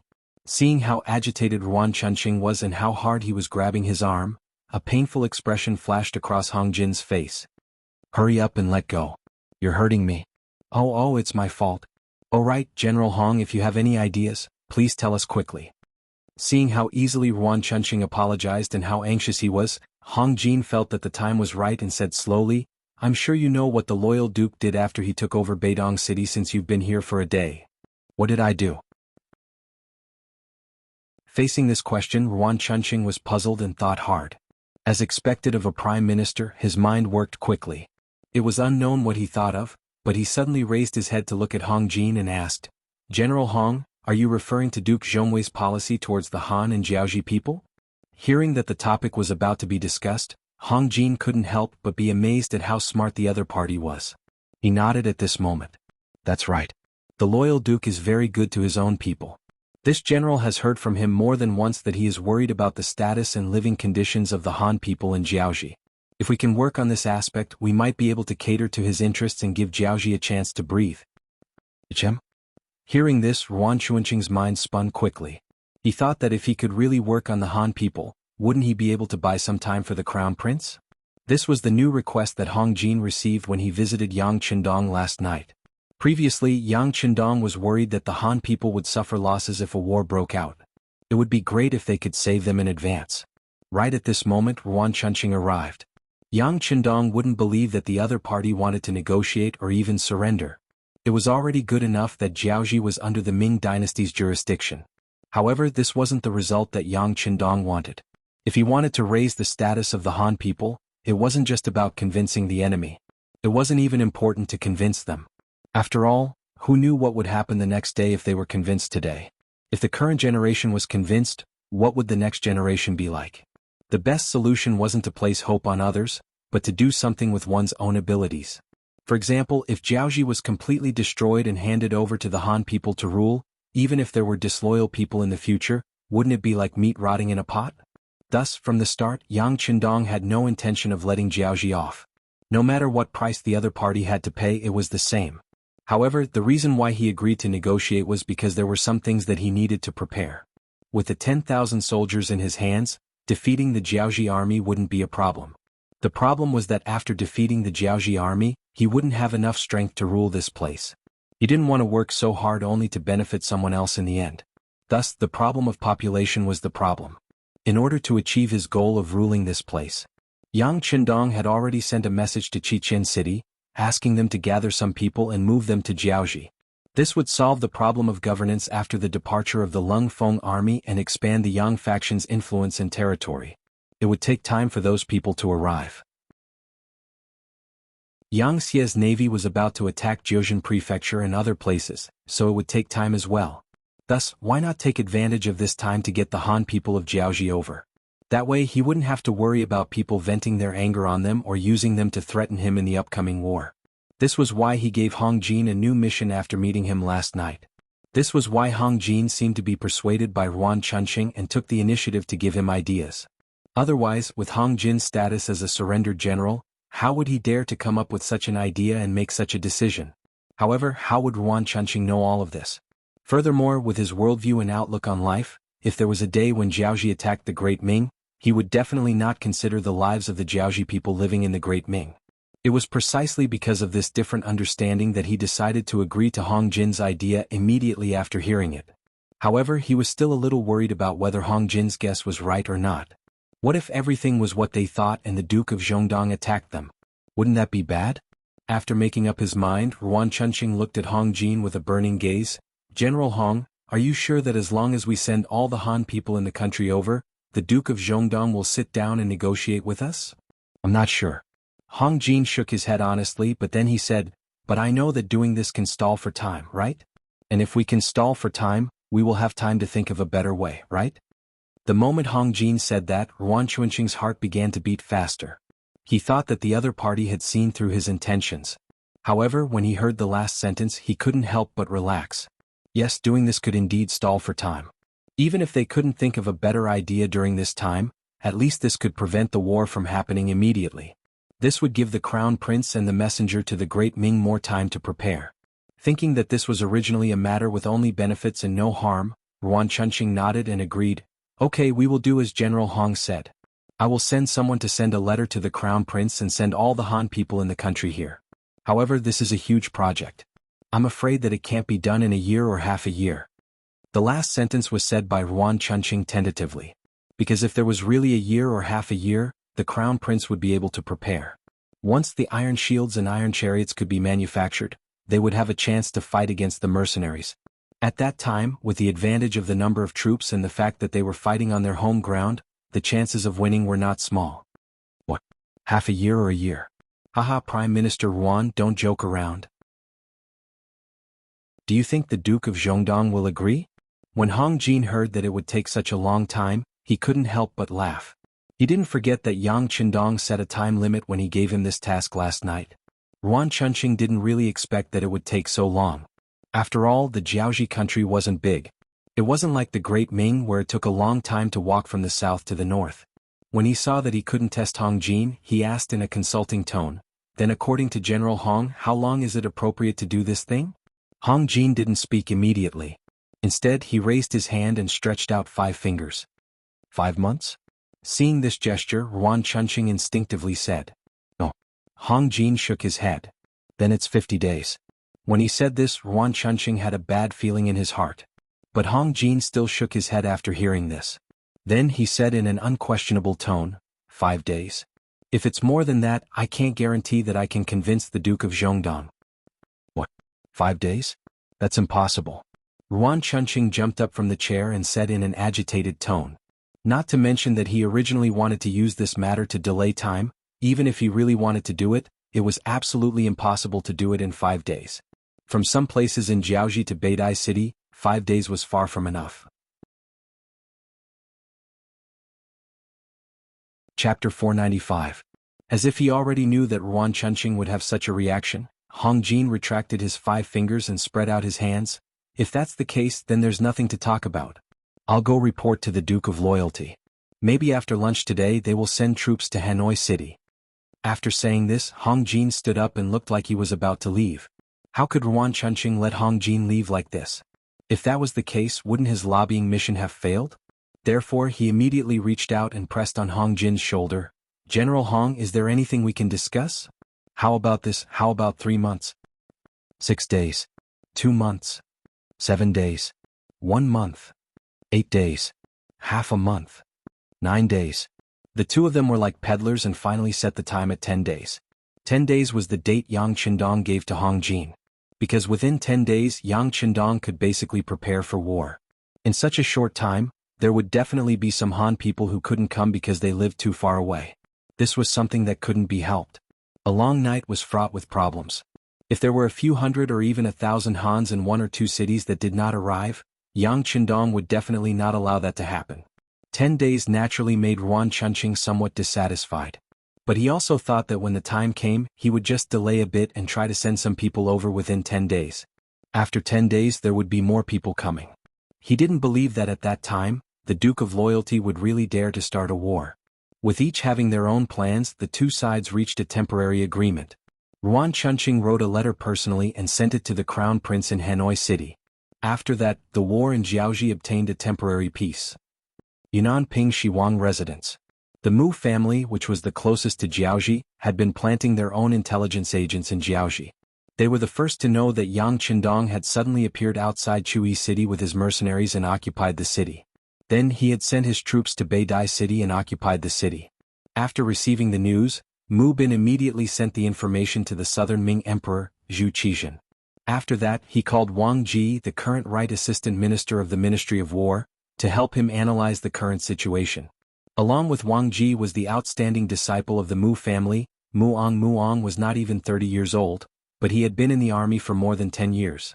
This child of the Mu family who had entered the military camp in his teens, not only had extraordinary skills, he was also abnormally brave and fierce when fighting.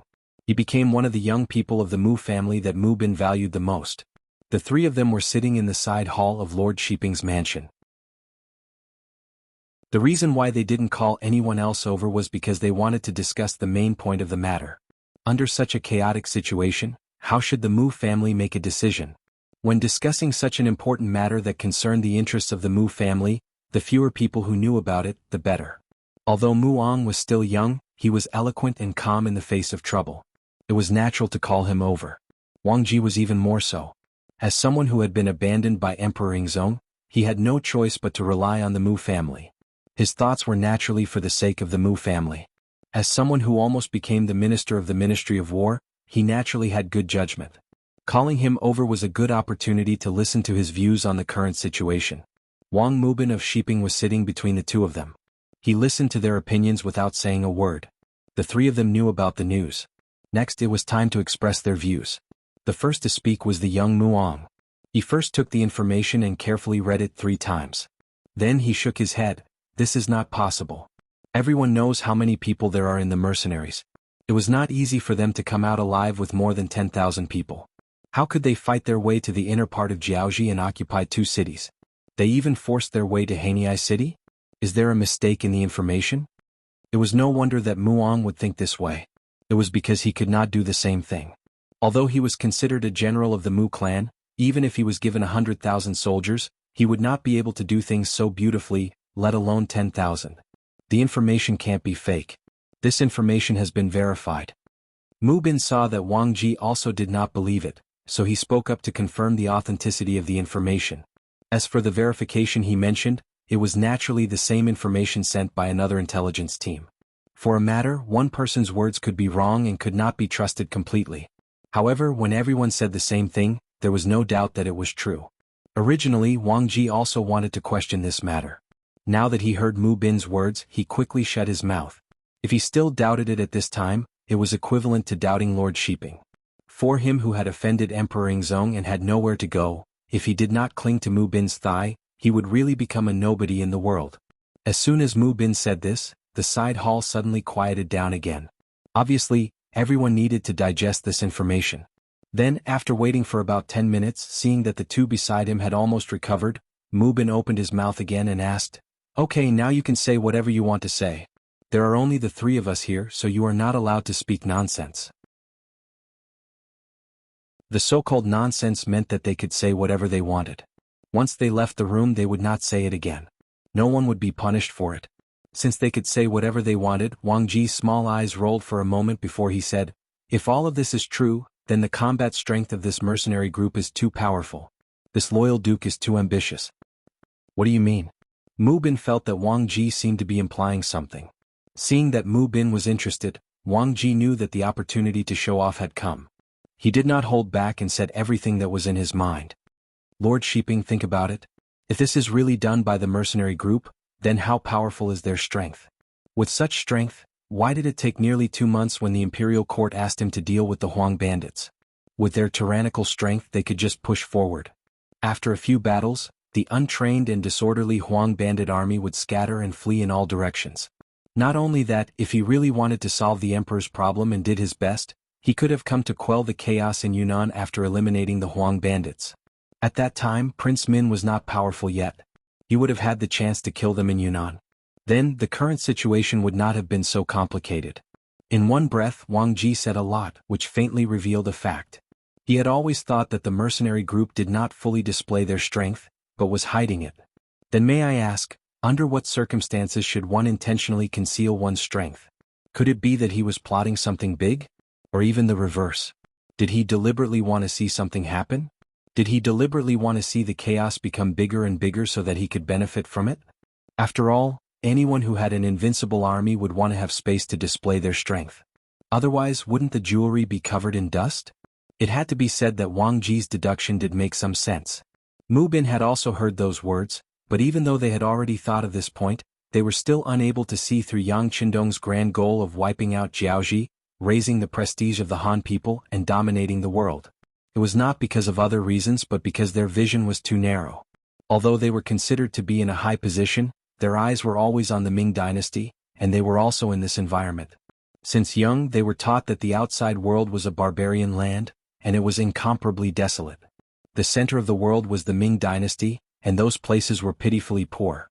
What was the use of occupying them? It was under such conservative thinking that Mu Bin asked such a question. So, the Duke of Loyalty and Courage is deliberately hiding his strength. But why is he doing this? What is the use of damaging Jiaoji? Does he really want to occupy that place? Although this prince has never been there, I have heard many people say that the land there is small, and there are many people there. It is very poor. Using Mu Bin's words, Wang Ji also said, of course he doesn't want to occupy that place. There are no benefits there. The Duke of Loyalty and Courage is doing this to show off his strength. This way, others will be wary of him and then he can achieve his goal. Goal? What goal? This time it was Muong who asked. Wang Ji smiled proudly and then asked Muong, General Mu, this old man wants to ask you. After hearing about the strength of the mercenary army, if you were to lead an army to fight him, what are your chances of winning? Muang's face turned red as if he had been asked a question. He wanted to say that he was not afraid of the mercenary army, but when he thought about the way they attacked Jiaoji, it was not something he could do. This courage dissipated in a short time, and he had to shake his head and say, if the two armies really fight and fight with swords and spears, I'm afraid our Mu family will not be able to gain any advantage. Hearing Muang's answer without confidence, Wang Ji not only did not make sarcastic remarks, but also nodded. Let's see. Even the Mu family army does not have the confidence to win. Then whether it is Ying Zong or Min Wang, how can they talk about winning? This is equivalent to obtaining victory in terms of momentum before the battle. If they want to use this momentum to ask for something from the emperor, how can they not agree? At this point, Mu Bin, who was sitting at the side, finally seemed to have thought it through. Does official Wang mean that the Duke of Loyalty and Courage wants to be a king like this prince? There is indeed such a possibility. After all, we have received news before that the Duke of Loyalty and Courage is very persistent about the throne. Wang Ji nodded and said seriously. Chapter 496. He also wants to be a king? What? How can the emperor agree so easily? When Muong heard this, he didn't think much of it. The reason why the Mu family was so powerful now was because Mu Bin was conferred the title of king. However, if anyone could be conferred the title of king, then the title of king wouldn't be important, and it wouldn't bring so much glory to the family. In Muang's eyes, it was better to have fewer and fewer kings in the world. This way the king's status would be more important, and he would have more confidence when he spoke. Muong wasn't the only one who thought this way, Mu Bin also had the same idea. He opened his mouth and added, I'm afraid it won't be so easy to be a king. Will the emperor agree so easily? Of course not. Wang Ji replied with a very certain tone. Then, as if he was afraid that the two people didn't believe him, he continued, King General Mu, think about it. The reason why the Mu family can be conferred the title of king is because you have guarded the southwest for the great Ming dynasty for generations. In addition, your influence is only big in this place. Even if you are conferred the title of king, the emperor won't be so afraid. However, the Duke of Loyalty is different. He is young and his influence is not only in the southern Ming dynasty but also in Baiming. If such a person is conferred the title of king, wouldn't it be asking for trouble? More importantly, if there is a war in the future, how will the Duke of Loyalty be rewarded for his meritorious service? Isn't the emperor above the king? Does the Duke of Loyalty have disloyal thoughts? Hearing this, Shiping King Mu Bin's expression couldn't help but change again and again. Whether he has disloyal thoughts or not, no one knows. But once there is a slight possibility, we must be prepared. Presumably on this point, Emperor Yingzong must have considered more than us and is more thorough. That's why this old man said it's not easy to confer the title of king. Wang Ji's understanding of Yang Qindong was limited, so he naturally didn't dare to rashly judge some things. However, based on his understanding of Zhu Qizhen, seeing that he was so wary of Yang Qindong, this inference was extremely reasonable. After saying so much, Mu Bin and Muong finally understood. The reason why Yang Qindong suppressed Jiaoji was to use this opportunity to display his military prowess and obtain benefits from Zhu Qizhen. Now it was up to the emperor to decide. After thinking it through, Muong suddenly chuckled. Speaking of which, the loyal duke took a roundabout route for the sake of fame. In order to achieve this goal, he must have paid a heavy price to enter the Jiaoji army. Muong couldn't be blamed for saying that. He knew how strong the Jiaoji army was. Although it was still a bit worse than the Mu family's army, it was not by much. The mercenaries could win against them, but they should also be the kind that would kill 1,000 of the enemy and lose 800 of their own men. And the price he paid was nothing more than a throne, and it was very likely that he would not be able to obtain it. If that was the case, wouldn't it be equivalent to putting in effort for nothing? But no matter what, this matter had nothing to do with the Mu family army. Regardless of whether the Jiaoji army suffered heavy losses or the mercenaries were heavily injured, they were happy to see it happen. Now that the matter seemed to have been cleared up, everyone's previous worries also disappeared. This originally had nothing to do with the Mu family army. Moreover, no matter how strong the mercenaries were, it was impossible for them to find trouble with the Mu family army after defeating the Jiaoji army. Not to mention that they did not have any conflicts before. Even if they really fought with the Mu family army, what good would it do? Even if there were no benefits, who would be willing to do it?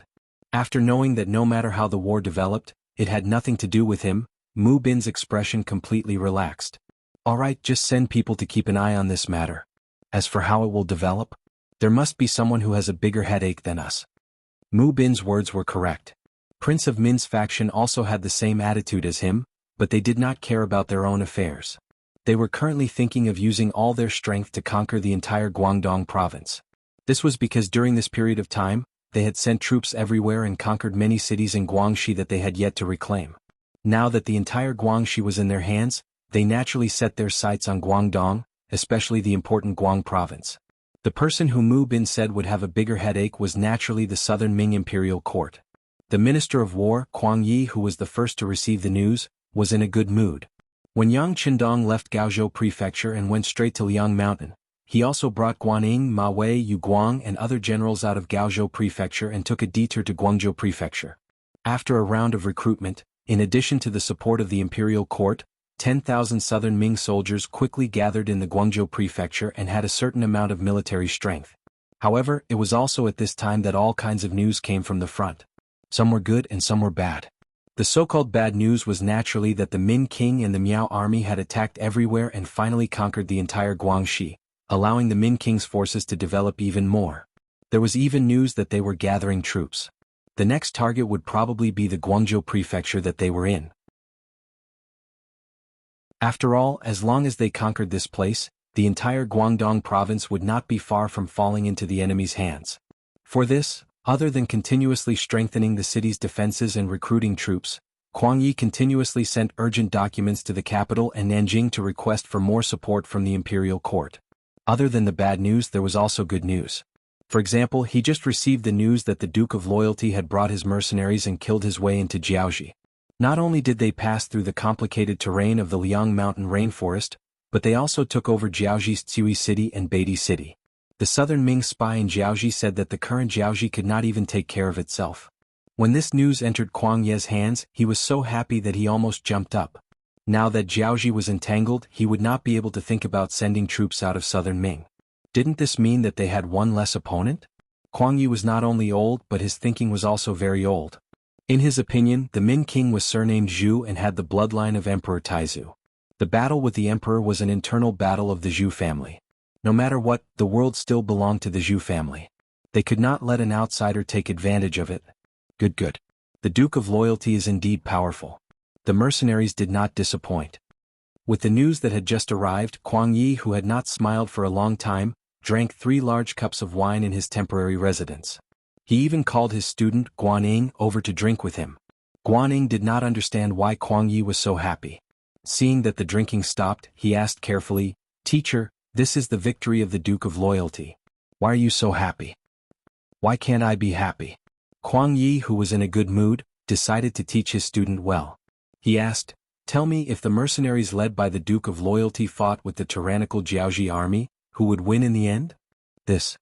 Guanyin shook his head. The strength of the mercenaries is indeed tyrannical, especially the continuous fire guns in their hands. No matter who is their enemy, they won't be able to gain any advantages. But in the end their military strength is too little. They can still win some battles, but to say that they can really wipe out the entire Jiaoji army is unrealistic. That's right. Kuang Yi nodded with satisfaction and said, according to what you said, the mercenaries will fight with the Jiaoji army until both sides suffer losses. If this is the result, it will only be good for the great Ming dynasty. At this moment Guanyin finally understood. Then he said tentatively, Teacher, you mean that this is a battle between two tigers? There will be casualties. Even the one who wins won't get any benefits, right? That's right. Kuang Yi stroked his beard and said, actually, I admire the Duke of Loyalty very much. A hero like him probably wouldn't appear even in a few hundred years. Even Emperor Taizu was not as good as him when he was at his age. If such a person was born in a chaotic world, he would be able to create a new country. It's a pity that he was born in the wrong time. Although our great Ming dynasty is also experiencing war, our foundation is still good. Most of the people have clothes to wear, food to eat, and can live and work in peace and contentment. In such an environment, it is obviously impossible to have any great construction skills. Guanyin, who was at the side, kept nodding. He agreed with his teacher's analysis. Kuang Yi didn't seem to have finished and continued, this old man admires the Duke of Loyalty and courage, but I also fear him. This is because young people are sometimes impulsive and do not act according to common sense. I am worried that he will have other thoughts because he has the power weapon. That is why I advise the Emperor to use him while also being on guard against him. Yes, we must be on guard against such people. Guanyin agreed. After all, it was not the first time that one's merits overshadowed his master's. History has proven that once an official's merits were too great, there would be many rebellions. That is why I am so happy to hear this news. Just as you said, although the mercenary army is powerful, there are too few of them and their foundation is too weak. It is not possible for them to do anything to Jiaoji. The best outcome would be for both sides to suffer great losses. In that case they would also suffer great losses. Without using a single soldier, the imperial court was able to make the two people whom they were wary of fight to the point where it was difficult to tell who would win. Moreover, they were both in a state of serious injury. Was this not good? Isn't this worthy of a celebration? Kuang Yi finally spoke clearly. When Guanyin heard this, he could not help but nod. Teacher's analysis is very correct. The student will learn.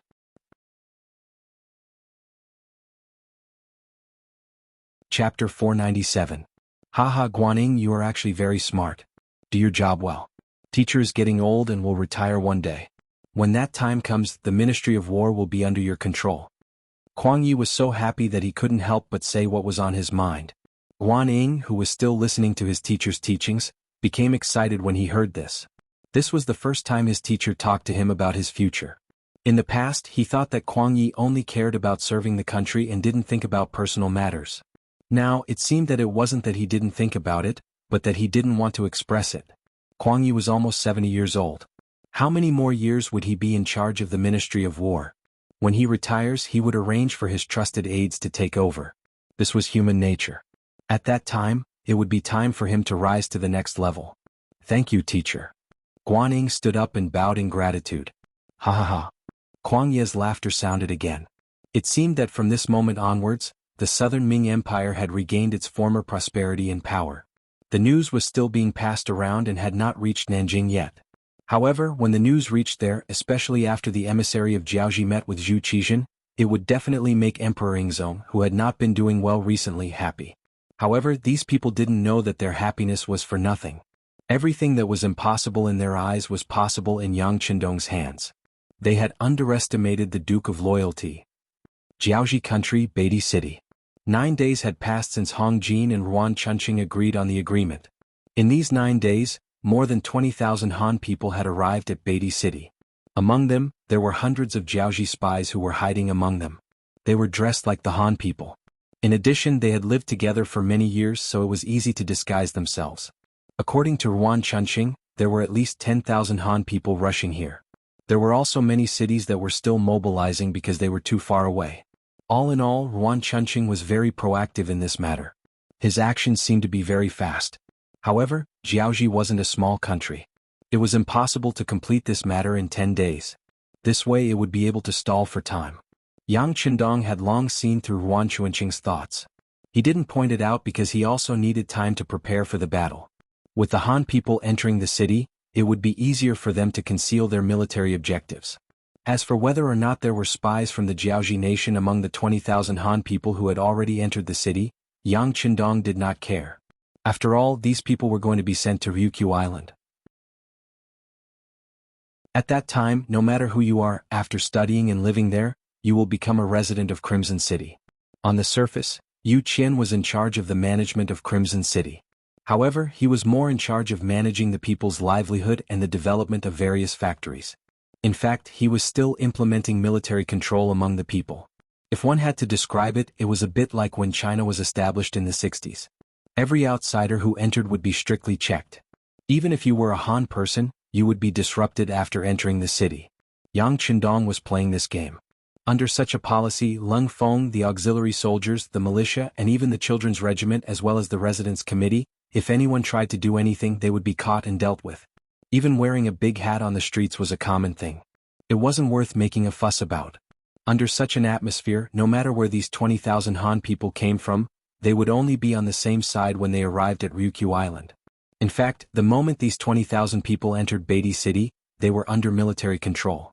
Then they were escorted out of the city by Lung Feng, the auxiliary soldiers, and the temporary auxiliary soldiers to Chui City.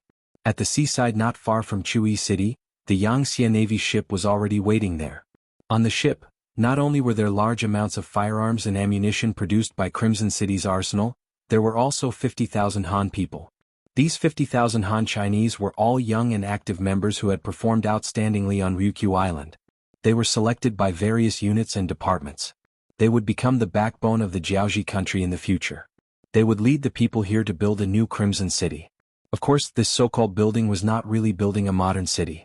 Instead, it was a transfer of management and governance. In other words, it was the continuation of Yangtze's new territory. This was also an expansion from the island to the mainland. This was the first expansion and there was no prior experience. In order to achieve a better goal, these 50,000 people were only the first batch. There would be a second and third batch, each with 50,000 people. With these 150,000 people as the foundation, and some Lung Feng soldiers stationed here in the future, stabilizing the territory of Jianghu would not be a problem. In truth, Yang Qindong wanted to send more people out from the island.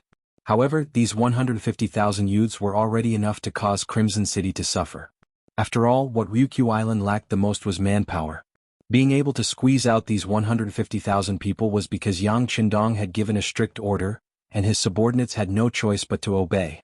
If it had been someone else who had given this order, Yu Qian and the others would have been able to provide 20,000 to 30,000 people. Now, out of the first batch of 50,000 people, other than leaving behind 2,000 people in Chui City as the backbone to start changing the living conditions there, the remaining 48,000 people were carrying all kinds of food, drinks, and ammunition towards Beidai City. There are still too few people. A long sigh sounded out. This naturally belonged to Yang Qindong. It had been 4 years since he had come to this world. He had been working hard to reach this scale. In the eyes of others, this might be considered very impressive. However, compared to the grand goal in his heart, it was still too far away. If he had 100 million people, even if it was only 20 million people, he would dare to go to Japan and completely occupy it.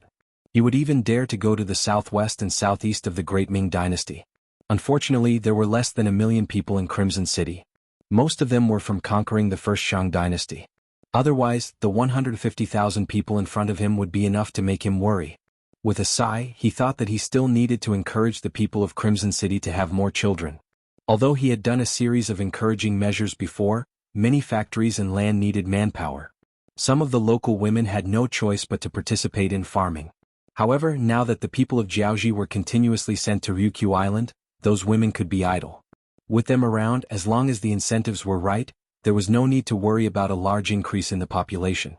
Turning his thoughts back, Yang Qindong raised his head and asked Tiger's Mane, "Is Nye Tong's 2nd Regiment in place?" "Young master, the day before yesterday, Commander Nye took the 2nd Regiment's Lung Feng and 10 battalions of naval auxiliary soldiers and headed towards Jiuzhen Prefecture's coastline. If I'm not mistaken, they should be preparing to take action." Yang Qindong nodded thoughtfully. Tell Regiment Commander Nye that after conquering Jiuzhen County, don't rush to join us. Continue to send troops out of Suning County and take it down first. If we need help here, let him know. In other words, there was no need for any reinforcements. With just these 10,000 soldiers, they would be able to take down Jiaoji County. Hearing this, Tiger's Mane nodded. Yes, young master. I will inform Regiment Commander Nye of your orders. But can we really take down Jiaoji County with just us? Whether it is the military strength or the territory, it is far greater than Jiuzhen County and Suning County combined. Only Tiger's Mane, who had been by Yang Qindong's side for the longest time, dared to ask such a question. If it was someone else, they would only need to carry out the order. But his considerations were also very reasonable. Conquering a country was one thing, conquering it was another. If they didn't have enough military strength, they wouldn't be able to do it. Yang Qindong first smiled, but he didn't immediately answer this question. Instead, he casually pointed outside the door. Following the direction of his finger, Tiger's Mane saw Hong Jin standing respectfully outside, waiting for Yang Qindong to summon him. Isn't there General Hong Jin? After casually saying this, Tiger's Mane suddenly thought of something and said in surprise, Young master means to use him as a general and then, that's right. Yang Qindong directly interrupted Tiger's Mane's words and said with a smile, that's right. There is a saying, to control the barbarians with the barbarians. We can form a Jiaoji mercenary army and let them be in charge of the security of Jiaoji County. Compared to us, they are more familiar with this place, right? Yang Qindong was currently thinking about the Japanese army in the future. He had to admit that the Japanese army that invaded China didn't have enough military strength, so he came up with this idea. And it was because of this that he almost completed the act of a snake swallowing an elephant. Since others can use it, he can naturally use it too. In addition, he can also send some troublemakers to Resin City. In this way, without those troublemakers, Hong Jin's pressure will be reduced a lot. After Tiger's Mane understood Yang Qindong's intention, he looked at the young master with admiration. He really didn't know how the young master's brain worked. How could he come up with so many good ideas? Just like using the Jiaoji mercenary army to govern the Jiaoji people, he wouldn't have thought of this even if he was beaten to death. It wasn't that Tiger's Mane was stupid. It was just that no one had used this method before, so naturally he wouldn't have thought of it. Chapter 498. Well, go and wake Hong Jin up. Yang Qindong said casually, then turned around and sat back on the big chair. In front of Tiger's Mane he could do anything he wanted, but in front of a surrendered general like Hong Jin, he had to maintain his dignity. What was a superior? Not only did he have an imposing manner, but he also had to learn all kinds of methods and use all kinds of environments to enhance his imposing manner. Once he did it well, it would give his subordinates a lot of psychological pressure. When he issued an order, there would naturally be no second opinion. Not long after Yang Qindong sat down, Hong Jin came in under Tiger's Mane's lead. As soon as he entered the room, Hong Jin knelt on the ground, not daring to raise his head, and said in a very respectful voice, Subordinate Hong Jin greets Duke of Loyalty. As a surrendered general, Hong Jin was very clear about his identity. Not only in front of Yang Qindong but even in front of some ordinary mercenary officers, he was very respectful. Therefore, for a long time, no one really made things difficult for him. Originally, under the leadership and teaching of Yang Qindong, the mercenaries were very particular about the equality between officers and soldiers. Even if a soldier joined the army, as long as he was not too arrogant, no one would make trouble for him. If Hong Jin's attitude was slightly better, it would be even worse to say that no one would want to make things difficult for him. Yes. Seeing Hong Jin kneeling in front of him so respectfully, Yang Qindong nodded and then said casually, You did a good job. Hearing the praise, Hong Jin, who was kneeling there, felt happy. However, he still said cautiously, It's all thanks to the Duke of Loyalty's good teachings. Alright, there's no need to call me Duke of Loyalty.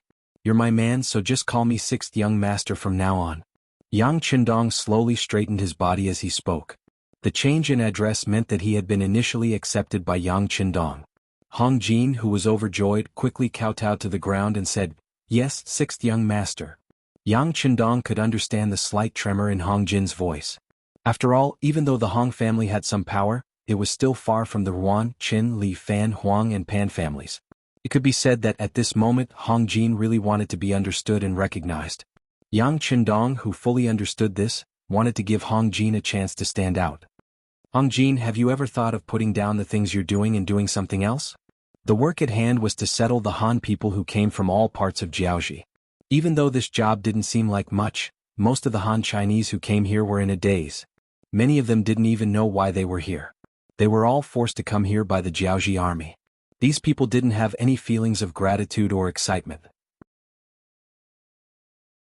Even so, Hong Jin was happy to do these things. In his opinion, some things wouldn't have much effect if he didn't do them at the beginning, but as time passed, as long as he treated these Han people well, they would eventually remember him. Who knew when one or two of these people would stand out?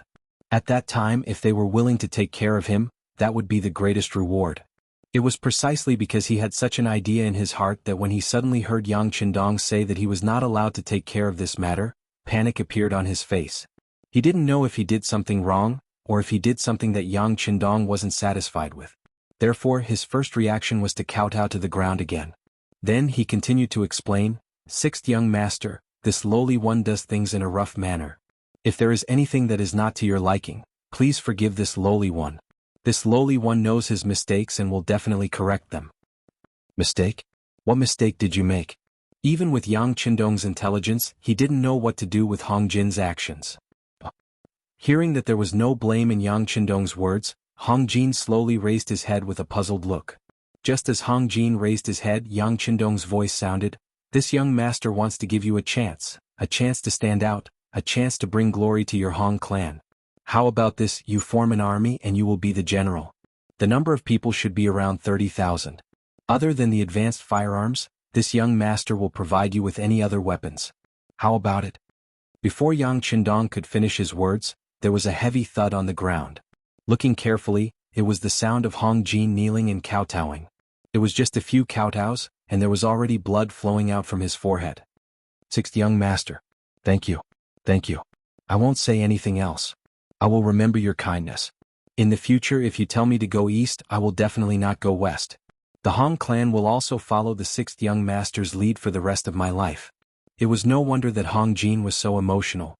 He had worked very hard since he was young, and that was why he had the chance to become Ruan Gingwang's deputy general and lead an army alone. Although he failed in the end when he faced the mercenary army. Didn't he do all this for the sake of bringing glory to the Hong clan? Now, the usually strong Jianghu army was so weak in the face of the mercenary army. If things went wrong, Jianghu would be in big trouble. It was hard to say if the Hong clan would be able to survive. And it was at this time that Yang Qindong allowed him to form his own army. Such a huge contrast was equivalent to a person who was so poor that he couldn't afford to eat suddenly finding a 10 million check in his bowl while begging for food. How could he not be excited and filled with gratitude? Hong Jin knelt there with tears of gratitude on his face. Then he kept swearing. Yang Qindong saw all this, but he wasn't moved.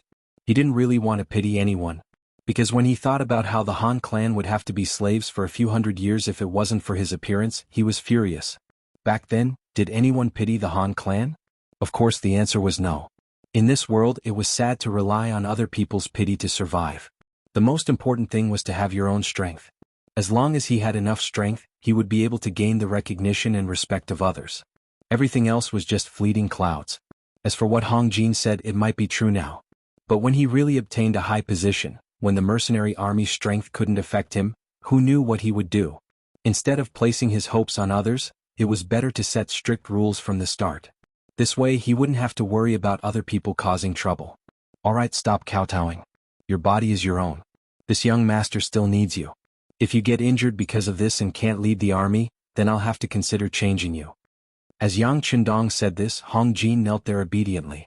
Obviously he was really afraid that Yang Qindong would change him. If that was the case, all his hard work and performance would go down the drain. Seeing that Hong Jin's breathing had stabilized, he wasn't as agitated as before. Yang Qindong's voice sounded again. "This young master can allow you to lead an army, but you have to agree to 3 conditions in advance. If you can do it, then this job is yours. If you can't do it, then there's no need to force yourself. This young master won't punish you for this. But if you can't do it, then you won't even have a chance to be free. Do you understand?" "Understood, this little one understands. Sixth young master, just tell me what to do." At this moment, Hong Jin didn't have the ability to bargain. He had already thought it through. No matter how harsh Yang Qindong's conditions were, he would agree to all of them. No matter how high the requirements were, it was better than not knowing what would happen tomorrow. Seeing that Hong Jin agreed so quickly, Yang Qindong didn't doubt his sincerity. After all, if he was in Hong Jin's shoes, he wouldn't be able to reject the opportunity to lead an army either. Then listen carefully. First, 30,000 soldiers is a limit. No matter what happens in the future, unless there's an order for you, the number of soldiers can't exceed this number. If you're found out, you'll be stripped of your position and investigated. Second, these 30,000 soldiers must listen to the arrangements of the mercenary army unconditionally. If you or any of your subordinates dare to have any selfish thoughts, you'll be killed without mercy. Even you won't be able to escape the crime of not managing your army properly. Third, those who are capable in the Hong family can join the army. Those who aren't can't be forced to join.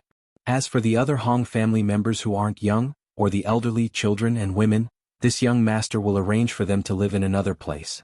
I guarantee that they'll have a good life and won't be in any danger. However, they can't live in Jianghu anymore. It's up to you to decide how to do this job. These are the 3 conditions. If you agree to them, this young master will also promise you what I just said. If you don't, then just pretend that I didn't say anything. Yang Qindong stated the 3 conditions and waited for Hong Jin's reply. He didn't have any intention of forcing Hong Jin. There were some things that couldn't be done well without the initiative. As for why he wanted to form a Jianghu mercenary army, it was because the number of mercenaries he had was still too little. If he had to leave behind a sizable army for every territory he conquered, then no amount of mercenaries would be enough. After Yang Qindong finished speaking, Hong Jin, who was kneeling on the ground, heard everything clearly and quickly came to a decision. 6th young master Hong Jin is willing. Hong Jin naturally understood the meaning behind Yang Qindong's words. He wouldn't be allowed to grow, let alone form his own faction. At the end of the day he would only be a puppet. Even so, he was still a general of 30,000 soldiers. As long as he didn't go overboard, there shouldn't be any problems. Compared to those Jianghu generals who wanted to go against the mercenary army, those people were destined to die. Hong Jin was already very fortunate to have what he had. Why would he be unwilling?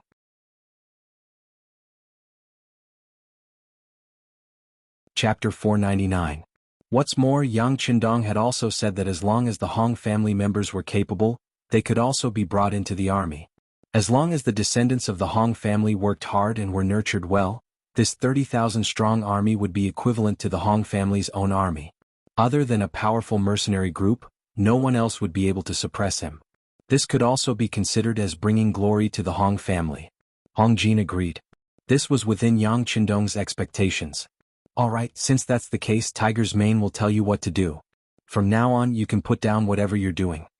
Tomorrow was the 10th day. Yang Qindong had already made his preparations and was about to launch a fierce offensive. Naturally, he would have to put aside the matter of accepting the Hans for now. However, Hong Jin did not know about this. He thought that someone else would take over his job.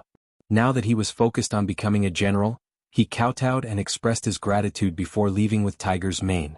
After exiting the room, Tiger's Mane walked out while speaking to Hong Jin, who had his head lowered and was one step behind him. You're quite lucky. The young master chose you because of your recent good performance. However, I hope that you can continue to work hard and don't think of other things. Yes, Tiger's Mane is right. Hong Jin will remember. Since the young master has allowed you to become a general, you can go and pick soldiers now. There are 20,000 Jianghu citizens in Beidai City. Among them there are around 6,000 youths. You can choose 2,000 of them to follow the mercenary army to the battlefield tomorrow. Of course you won't be doing anything dangerous. You'll just have to clean up the battlefield, watch over the prisoners and collect military supplies. Tiger's Mane spoke softly, but these words were like a bolt from the blue in Hong Jin's ears. His mind went blank. Tomorrow? Yes. Tiger's Mane nodded. Since he had decided to use Hong Jin, there were some things that he was not afraid of in advance. The young master and Jianghu have been feigning civility for 9 days. All the preparations have been completed. Naturally, it's time to turn hostile. Hong Jin could no longer hear Tiger's Mane's next words. His mind was still muddled. He had always thought that the mercenaries couldn't take down the entire Jianghu, and he didn't want to continue fighting. That was why he decided to negotiate with them. As for his position as a general, it should only be to protect Chu-yi and Beidai cities. But now he realized that he couldn't see through Yang Qindong at all. Naturally, he couldn't know what Yang Qindong was really thinking. Could it be that Jianghu is really going to be destroyed? As soon as this thought appeared in his mind, Hong Jin became excited. If he only wanted to govern Chu Yi and the northern belt before, wouldn't he be able to govern the entire Jiaoji region? If that was the case, he would have a lot of power. The excitement only lasted for a moment before Hong Jin thought of another terrifying result. His Hong family was still in Jiuzhen Prefecture. Because both sides were negotiating, the Jiaoji army naturally wouldn't do anything to the Hong family.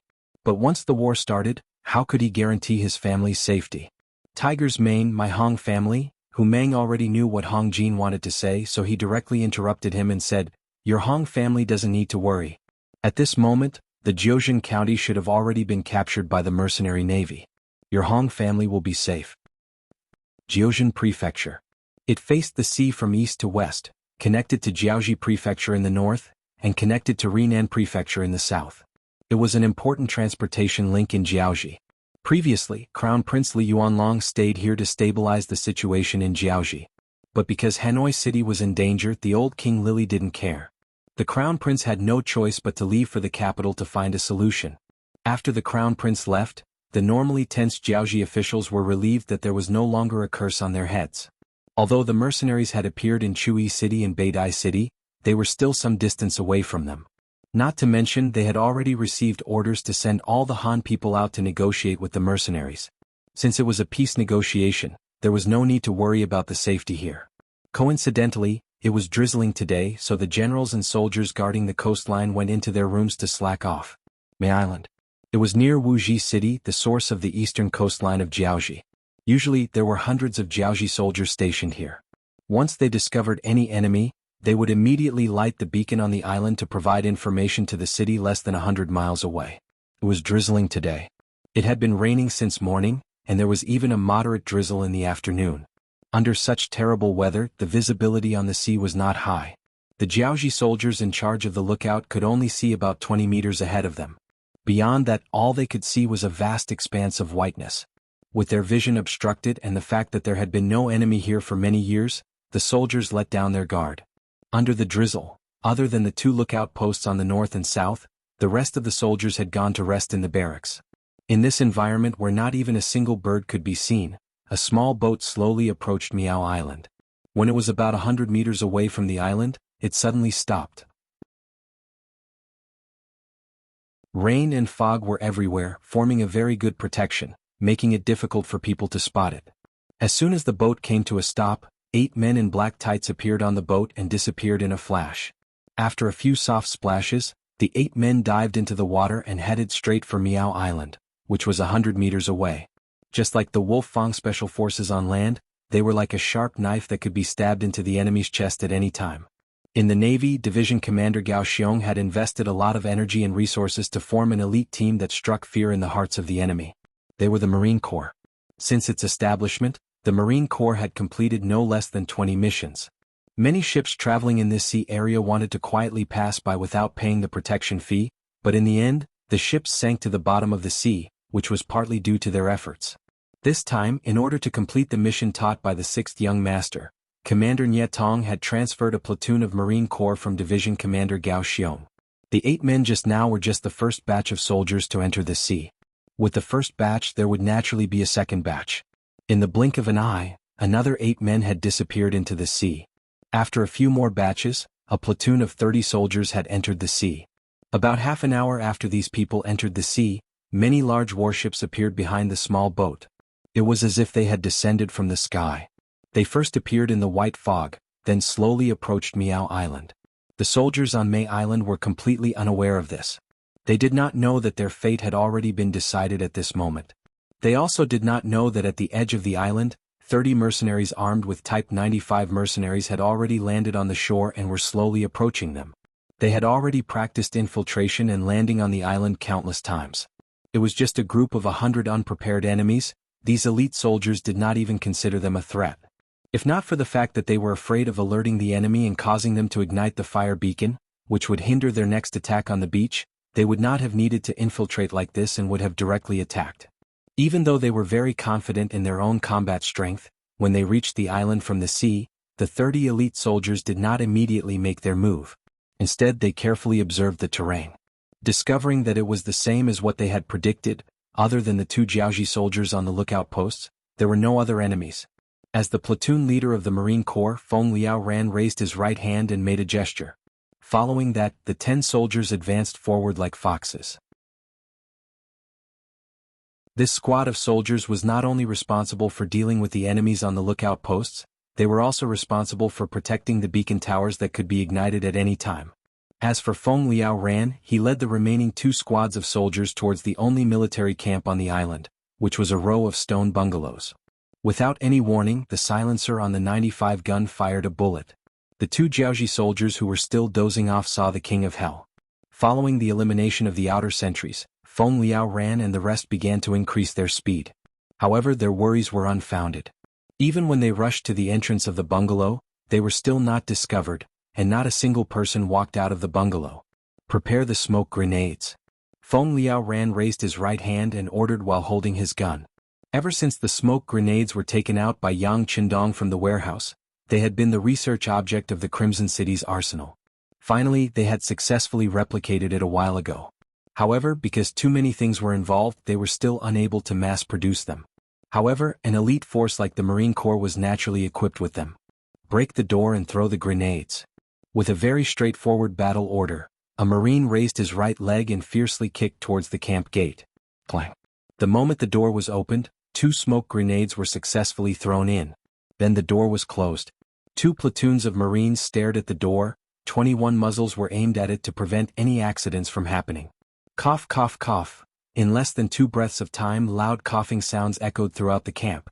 Then the camp door was pushed open, and the Jiaoji soldiers who were choking with tears in their eyes ran out.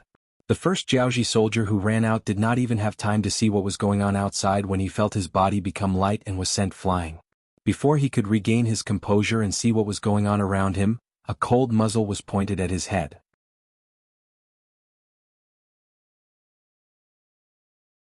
Chapter 500. The second soldier suffered the same fate, followed by the third, the fourth. It was just like a normal drill. There were only 20 Marines and they captured all of the Jiaoji soldiers who were running around alone.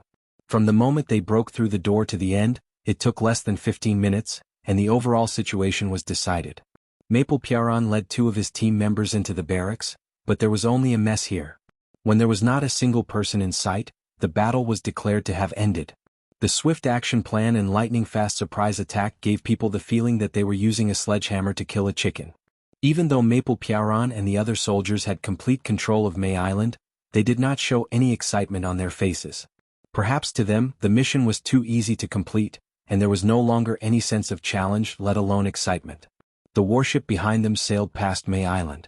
When Commander Nye Yong saw Maple Piaron and the other soldiers saluting him, he immediately returned a standard military salute, and then said to the deputy commander beside him, "Leave 1 warship for platoon leader Maple. The rest of the ships move forward at full speed. The destination is No Weave City." After the order was given, the steam-powered ships that had been modified by the shipyard in Chichen City suddenly emitted black smoke, and like an arrow released from a bow, they flew across the sea and headed straight for No Weave City, which was dozens of miles away. No Weave City. It was still drizzling, but the soldiers and civilians of Jiaoji who had long been accustomed to such terrible weather did not have much of an impact. The city gates were wide open and people were constantly entering and exiting. All kinds of hawking sounds could be heard and it was very lively. On the tower of No Weave City, a Jiaoji soldier was leaning against a stone pillar and taking a nap. Perhaps it was the raindrops that fell on his face, causing him to slowly open his eyes at this moment. As he reached out to wipe the raindrops off his face, his gaze swept across the distance, and then he closed his eyes to continue his nap. But just as his head was about to lower, he suddenly thought of something and opened his eyes abruptly. He then pointed at the coastline in the distance with a somewhat shocked expression, and his voice also became a little stuttered due to the fear. "Enemy, enemy, enemy, enemy attack." Following this shout, the large ship in the distance had finished docking, and more black figures were running in this direction. More and more Jiaoji soldiers saw this scene from the top of the city walls and fell into chaos.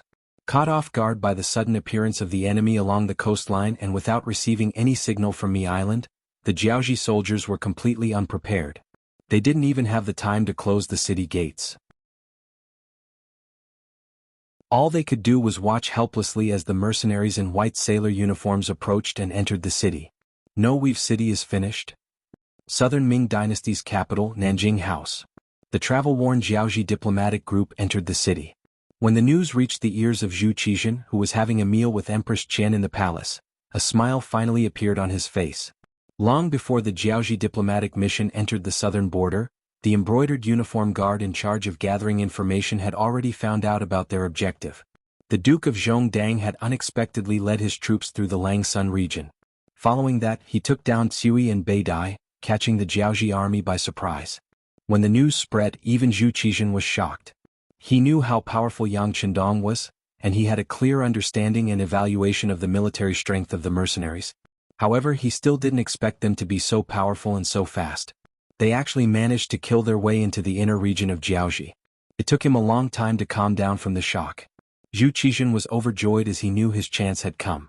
Although Yang Chendong's strength was not what he wanted to see, his current actions had indeed solved a lot of problems for him. Once the southwest Jiaoji surrendered, Shiping King Mu Bin would be free and would no longer need to defend the southwest.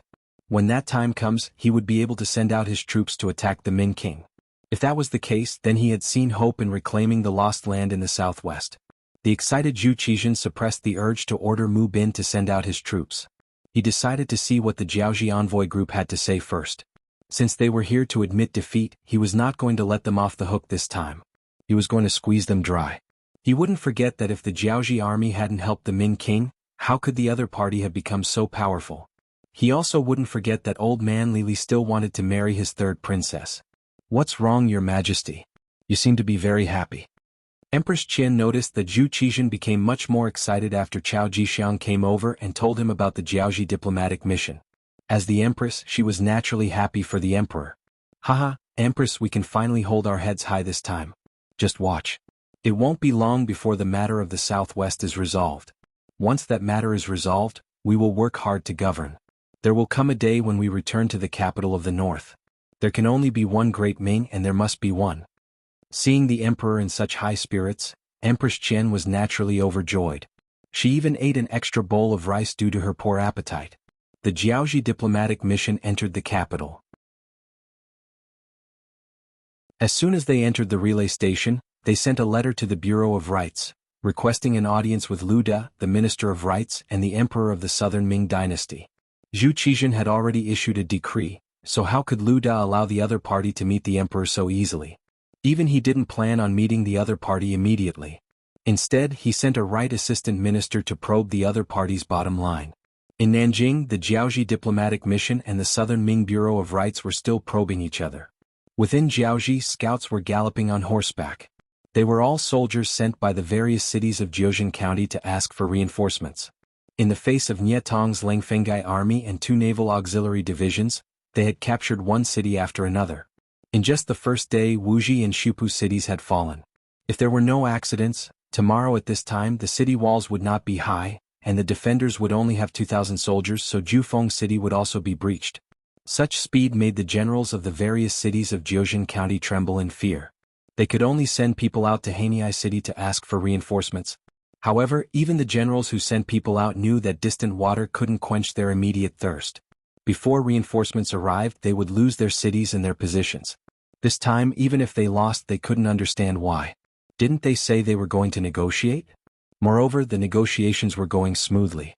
Why did the mercenaries suddenly attack? What was going on? Jiaoji Prime Minister Ruan Chunqing also didn't understand what was going on. While they were eating dinner in their temporary residence, the head of the guard suddenly came to report that there were many more mercenaries outside the residence. They had actually surrounded the residence. "They surrounded us? What do they want?" Ruan Chunqing hurriedly put down his chopsticks and looked at the guard captain in confusion. This subordinate doesn't know. The guard captain shook his head and added, "However, those people don't seem to have any intention of charging in. They're just guarding the door and preventing our people from entering." "They're only surrounding us? Could it be that there's a change in the military situation?" The Prime Minister was indeed the Prime Minister. Ruan Chunqing immediately thought of a possibility. Then he exclaimed, "Quickly, go negotiate with the mercenaries outside. I want to see the Duke of Loyalty. If that doesn't work, I can also see General Hong Jin."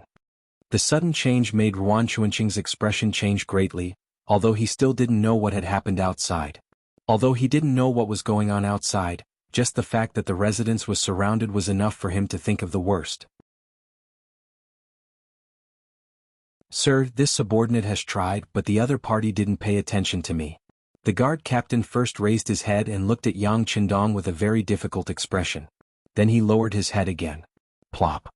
Yuan Chunqing sat back down on the wooden chair. His eyes were glazed over. He knew that this time the matter was serious. The moment Prime Minister Ruan's temporary residence was surrounded was the moment the mercenaries set out.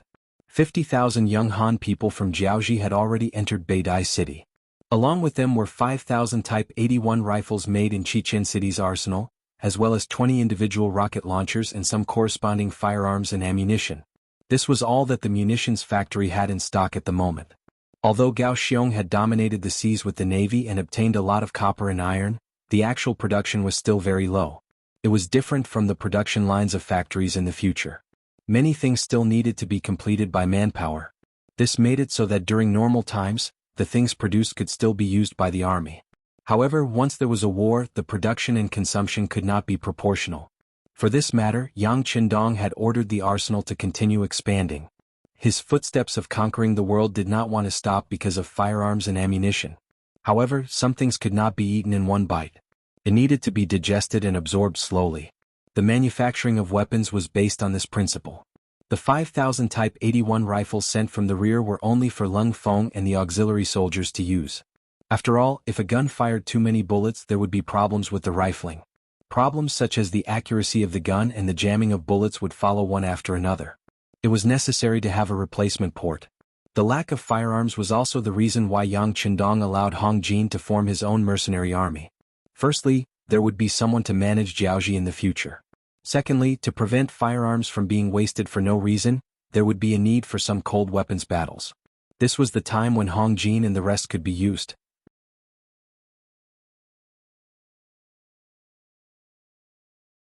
Chapter 501.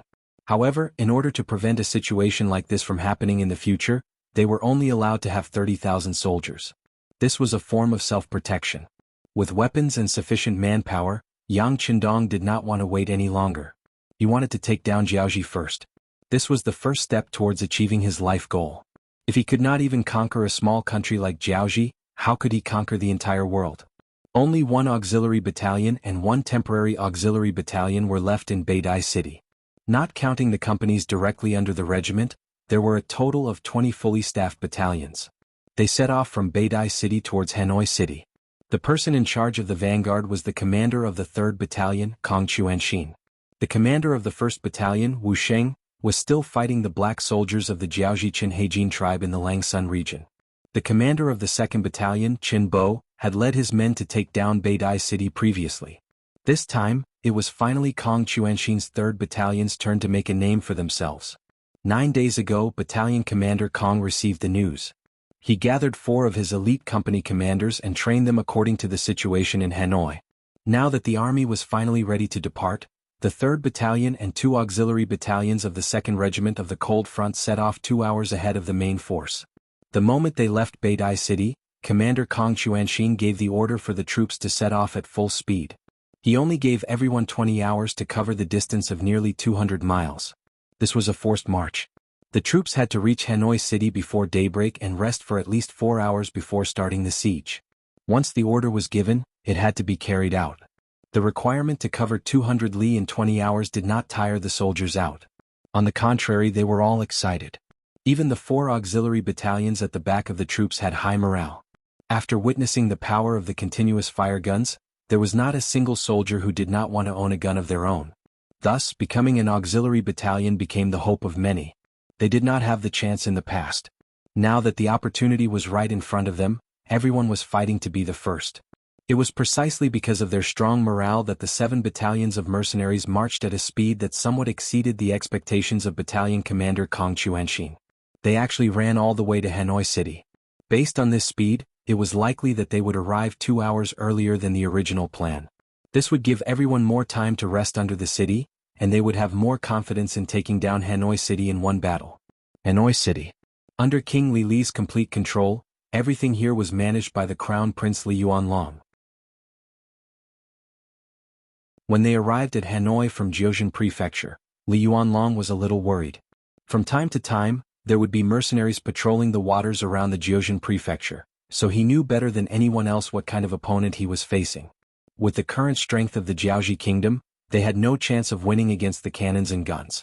Unless they could produce more ironware, they might be able to rely on their defense and terrain advantage to resist for a period of time. It seemed that Li Yuanlong was worried about whether he had enough time. Fortunately, he had sent out his trump card, Prime Minister Yuan Chunqing, and he did not let him down.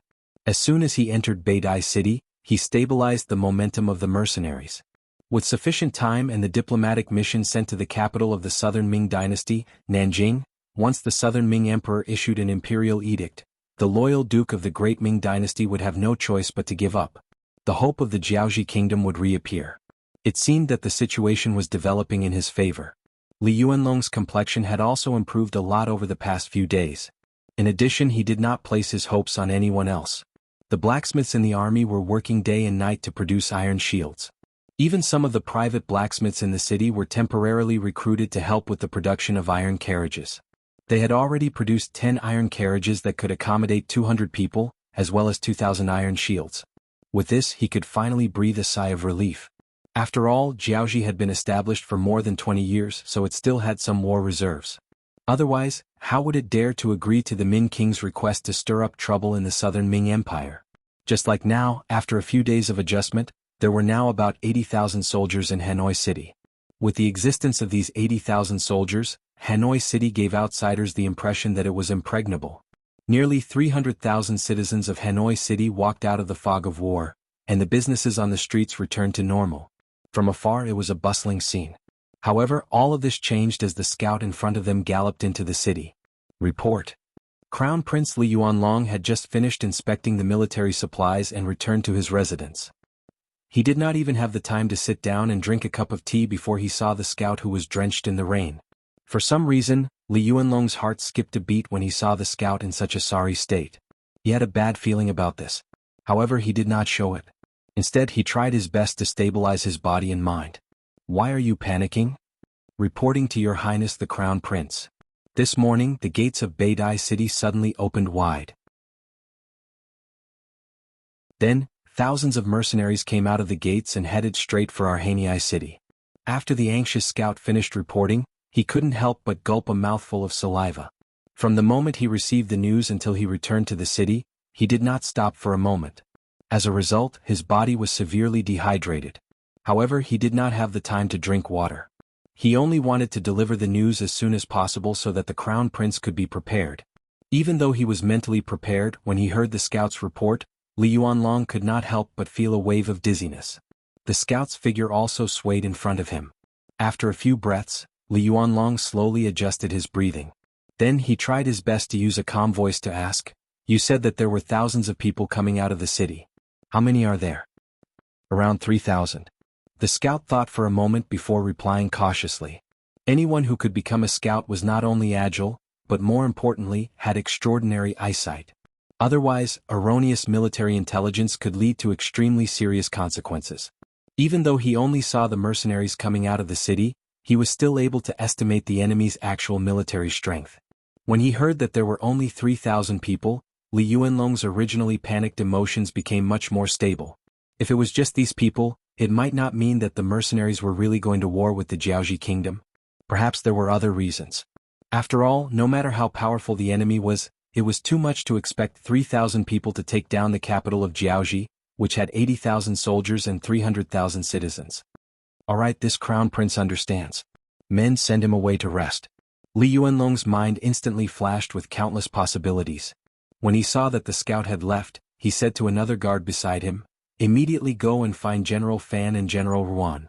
In less than an hour, the famous general of the Jiaoji kingdom, Fan Yuhai, General Ruan Gingwang, Huanghua, Li Shaozhong, and the others hurriedly arrived at the crown prince's residence. Even though they didn't know what had happened, the crown prince's sudden summons meant that something big must have happened. When the generals arrived at the main hall of the crown prince's residence, Crown Prince Li Yuanlong walked into the hall under the protection of a few guards. "Greetings, Your Highness the Crown Prince." The generals bowed. "Generals, there's no need to be so courteous." Li Yuanlong sat down on a large chair and swept his gaze across the generals. Then he said in a low voice, I just received a report from a scout that 3,000 mercenaries suddenly came out of Beidai City. They are heading straight for our Hanoi city. Perhaps they will appear at the city's gates tomorrow. What? When the generals heard this, their expressions changed. It was obvious that they were shocked by this sudden news. However, this change in expression didn't show fear. Instead, it revealed a hint of excitement. As for the mercenaries, Ruan Gingwang and Huang Hua were the only two generals who had fought with them. Moreover, Ruan Gingwang had fought with the mercenaries in the rainforest of Mount Liang. From the beginning to the end, he hadn't seen the mercenaries. Even though his losses weren't small, he didn't have any direct knowledge of them. On the contrary, ever since he returned to Hanoi City, he had been thinking about blood. However, because the Crown Prince's policy was to delay the negotiations, there was no room for him to display his skills. Now that he finally had a chance to fight, how could he not be excited?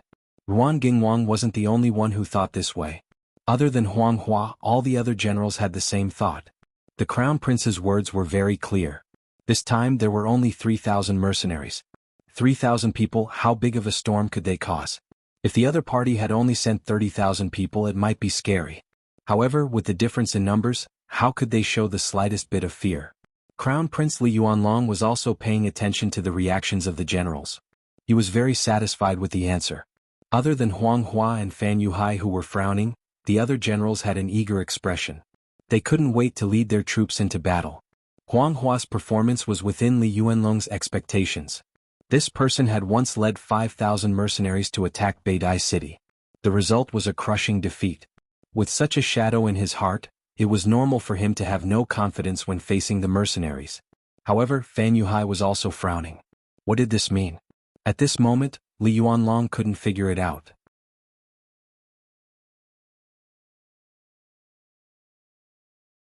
Chapter 502. General Fan, what do you think of the current situation? Li Yuanlong called out his name. In fact, Fan Yuhai, who could be called a famous general, had some weight in the eyes of both Li Yuanlong and Li Yuanlong. Fan Yuhai, who was called out, first bowed and then raised his eyebrows. Your Highness. Previously, we were negotiating with the mercenaries and we even sent a lot of Han people over. Logically speaking, we should be cooperating happily, but why would they suddenly send troops over? What is the reason? Or did something happen that we don't know about? In my opinion, before things are clear, it's better not to use weapons. Fan Yuhai's words could be said to be an experienced strategist. The art of war said to subdue the enemy soldiers without fighting, the best of the best. Above all, the best strategy was to attack the enemy. Below that was to attack the enemy. Below that was to attack the enemy. In other words, it was best not to use weapons if possible. Especially in this kind of battle where one had no confidence, one had to be extremely careful. The other generals were clearly dissatisfied with Fan Yuhai's words. The so-called generals were naturally the ones who led the troops. However, if the world was peaceful, their existence would not be so meaningful and they would inevitably be looked down upon. Therefore, a true general needed to use war to prove himself. Fan Yuhai only said that the situation was strange and needed to be investigated. If this was not to stop the soldiers, what else could it be? It would be strange if he could gain the support of the other generals. If it wasn't for the Crown Prince personally stating his stance, there would have been people criticizing Fan Yuhai and even impeaching him for being afraid of battle. This couldn't be said to be groundless. Crown Prince Li Yuanlong listened to Fan Yuhai's words seriously and then nodded in tacit agreement. That's right, General Fan's words are exactly what this Crown Prince is worried about. Before we can figure out what's going on, it's best if we don't use our weapons. Hearing that even the Crown Prince agreed with Fan Yuhai's words, Ruan Gingwang and the other generals were inevitably disappointed. They originally thought that they would not have the chance to lead troops this time. Unexpectedly, Crown Prince Li Yuanlong continued, but if the mercenaries arrive tomorrow, what should we do? Are we going to let them show off and challenge us? Of course not. We don't want to go to war, but we aren't afraid of war. If the mercenaries really dare to do this, the soldiers of Jianghu won't be afraid. We'll just go out of the city and destroy their prestige. Fan Yuhai raised his head and said with determination. Anyone who could be called a famous general would not be a coward. It wasn't that Fan Yuhai didn't want to fight, but he didn't want to fight a cowardly battle without any basis. The so-called war was nothing more than a final choice in the face of the futility of peace talks and other situations. If there were other ways, no one would choose such a path that would waste manpower and resources. However, if the mercenaries were really looking down on the Jianghu army, there was no harm in teaching them a lesson. However, there were only 3,000 of them. In Hanoi City, which had an army of 80,000, they were nothing in the eyes of the generals. After all, Jianghu had been established for more than 20 years. Their military strength was definitely not limited to this. Previously, he had considered the fact that Hanoi City could not afford to station too many soldiers, so he had only sent 80,000. If he really wanted to mobilize, it would not be a problem to gather another 100,000 soldiers in the entire Jianghu prefecture. Good. Hearing Fan Yuhai's words, Li Yuanlong replied happily. This was what he wanted. No matter what the mercenaries wanted to do in Hanoi City, they could not be allowed to do as they pleased. Otherwise it would be a provocation to him, the crown prince. This was something that he would not allow and was unwilling to see. Li Yuanlong, who already had a plan in mind, immediately started to arrange the troops after hearing Fan Yuhai's words. Some negotiations had to be fought. The principle of peace through fighting was applicable at all times. Compared to Kong Chuanxin, who led the 3 battalions out of the city, Yang Qindong's troops were not as hurried out of the city. The 5,000 Lung Feng auxiliary soldiers and temporary auxiliary soldiers naturally walked at the front of the group. Behind them were the 47,000 youths from Qiming City. After leaving behind 2,000 men in Chuyi City, 1,000 men from Beidai City were left behind to take charge of the various tasks in the city. At the end of the group was the general of Jiaoji Hong Jin, and the 2,000 newly recruited Jiaoji mercenaries. After receiving Yang Qindong's instructions, Hong Jin used only a day to form a temporary army of 2,000 men. One had to admit that he was very efficient. If it wasn't for the fact that there were not many people of suitable age in Beidai City, he would probably have formed an even larger army. The 60,000 men group walked and stopped along the way. They were not in a hurry as they made their way from Beidai City to Hanoi City.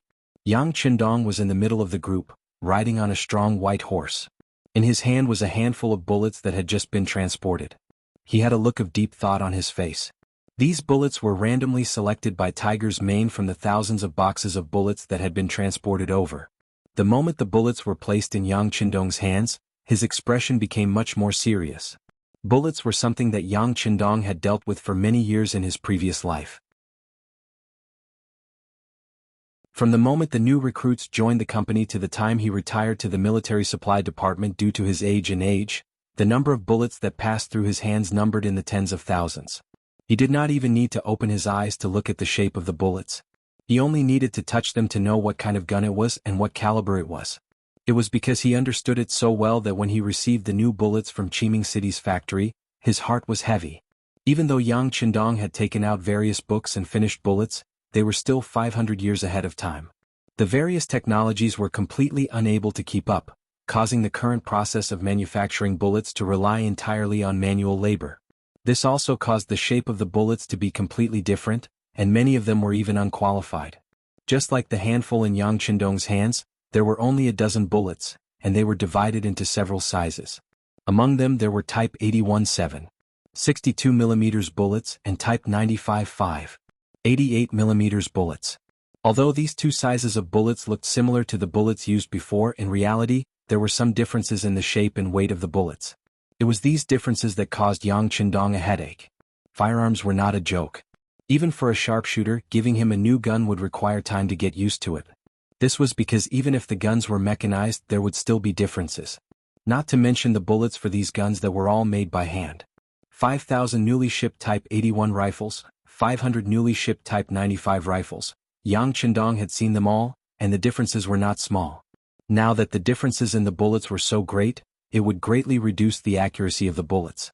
This was where Yang Qindong was worried. First, the second batch of guns and bullets were slightly better. After all, they were all made by experienced blacksmiths. Although there were some differences, the problem was not too big. The accuracy on the battlefield could still reach about 70%. However, because of the increase in demand at the front, the munitions factory at the rear was constantly expanding. The new recruits were mostly inexperienced, so the specifications of the products were naturally much worse. Yesterday, at the temporary shooting range in Beidai City, Yang Qindong had tried it himself. With his strength, the bullets he shot only hit the target 60% of the time. After constant shooting correction, the hit rate finally reached more than 80%. It was easy to imagine that after equipping the normal auxiliary soldiers, they would have a 30% accuracy rate. That would already be very good. This was the case when technology was not developed. Yang Qindong also knew that some things could not be forced. He could only hope that the soldiers could quickly adapt to the new guns and bullets, and not let these things adapt to them. Yang Qindong, who was riding on the horse, suddenly opened his eyes and said to Tiger's Mane, who was also riding on the side, "Inform the army that there is no need to rush. Every morning and afternoon, set aside an hour for target practice." Target practice? Tiger's Mane's face showed a look of confusion. He wanted to say that target practice was a waste of bullets, and even the wear and tear of the guns was not small. But since it was an order from the young master, of course, he would unconditionally carry it out. He nodded, then turned around and rode off to inform the army. How could Yang Qindong not know about these disadvantages?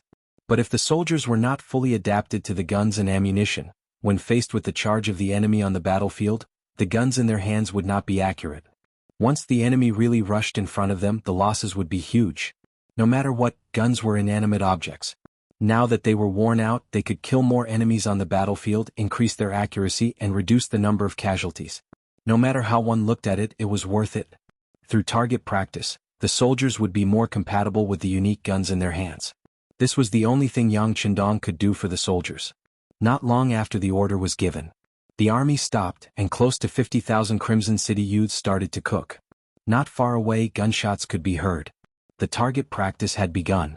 The deafening gunshots caused the originally disorganized Jianghu mercenaries to change their minds. At this moment, Hong Jin's words finally carried more weight, and more people knew what it meant to obey orders. Below Hanoi City, before midnight, the 7 battalions of mercenaries had arrived at a place 5 miles away from the city. They quickly set up tents here. Other than the 2 companies of soldiers who were in charge of guarding and keeping watch, the rest of the soldiers went to sleep after eating. Everyone knew that when dawn came, there would be a huge battle waiting for them.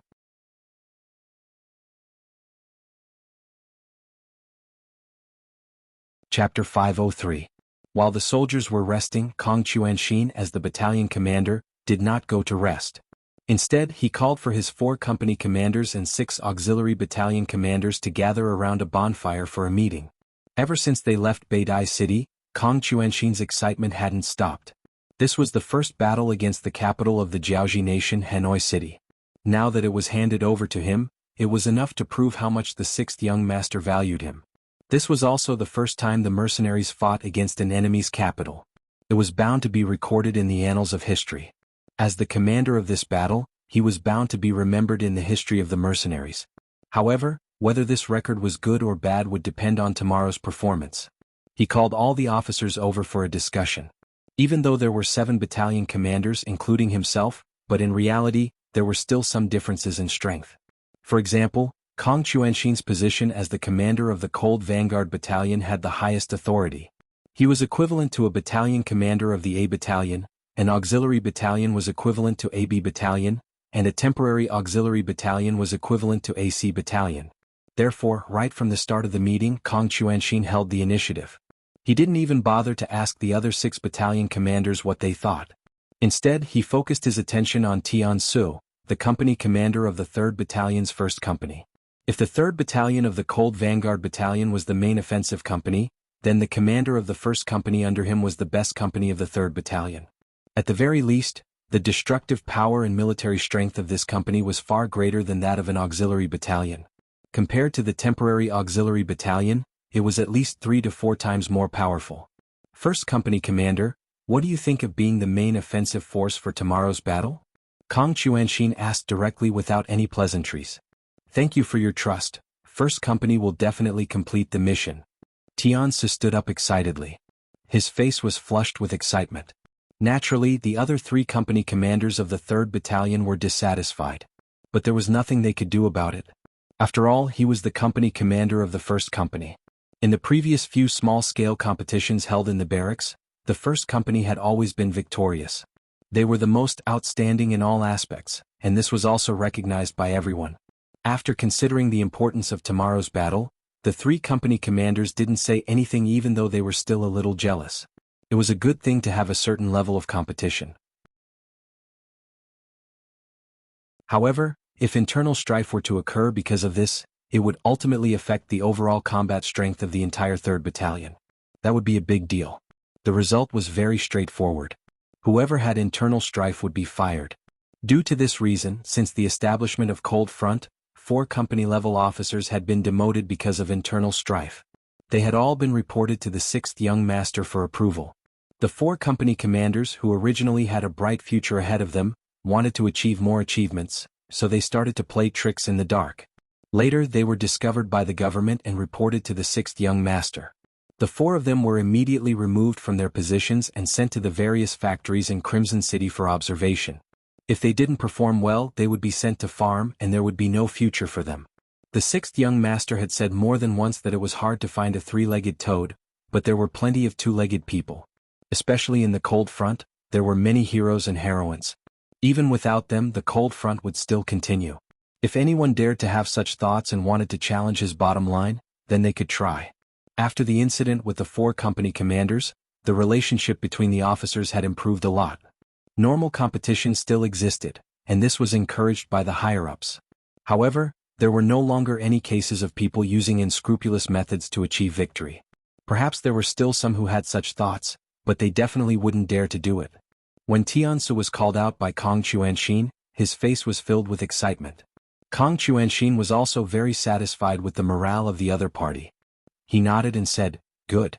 Tomorrow morning we will see your company's performance. The other battalions will cooperate with you. However, I will say the ugly words first. If your performance is not good and you don't reach the standard of your usual training, then this battalion commander will have the authority to replace you at any time. When that time comes, don't come complaining to me." "Yes, I promise to complete the mission." After saying this, Tiansu scratched his head embarrassedly. Obviously, this wasn't the first time he had complained to his superiors because he couldn't get the main attack mission. Kong Chuanxin quickly decided on the main attack mission, causing the auxiliary battalion commanders and temporary battalion commanders to be extremely envious. However, they could only be envious in their hearts. After all, Lung Feng's strength was there for all to see. Lung Feng was able to hit the target with 60% to 70% of the bullets that were issued later. However, the temporary battalion commanders only had an average of 30% of the bullets. With such a huge difference, even if they weren't convinced, they had no choice but to accept it. After the main attack mission was assigned, it was time to assign the auxiliary attack missions. Regarding this, the military plan had already been formulated before they set off from Beidao City. Now it was just a matter of repeating it. It was because of this that the pre-battle meeting was conducted in an orderly manner. Compared to the calm mercenaries outside the city, the Jianghu soldiers in Hanoi City were shocked by the sudden appearance of the enemy. The general on duty reported the discovery of the mercenaries to his superiors. When the news reached the ears of the crown prince, Li Yuanlong, who was in the palace, he was extremely shocked. The first thing he said was, "How can these mercenaries be so fast? Did they fall from the sky?" Li Yuanlong couldn't be blamed for this. The distance between Beidao City and Hanoi City was close to 200 li based on the speed of the Jianghu army.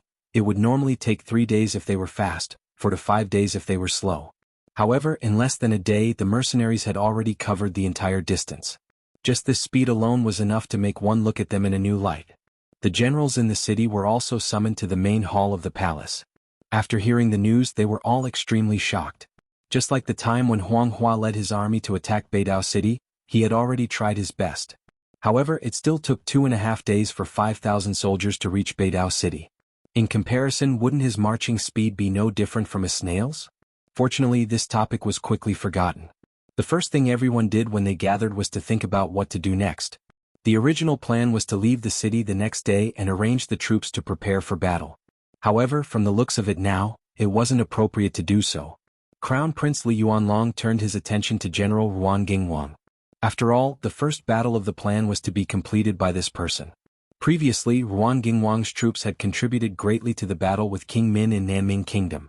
When they deployed, they only had 50,000 men. Later on, they expanded to 100,000 men. They even brought back 10,000 captives and various treasures. At that time, he was in the limelight. At that time, Ruan Gingwang was also in the limelight and looked down on everyone.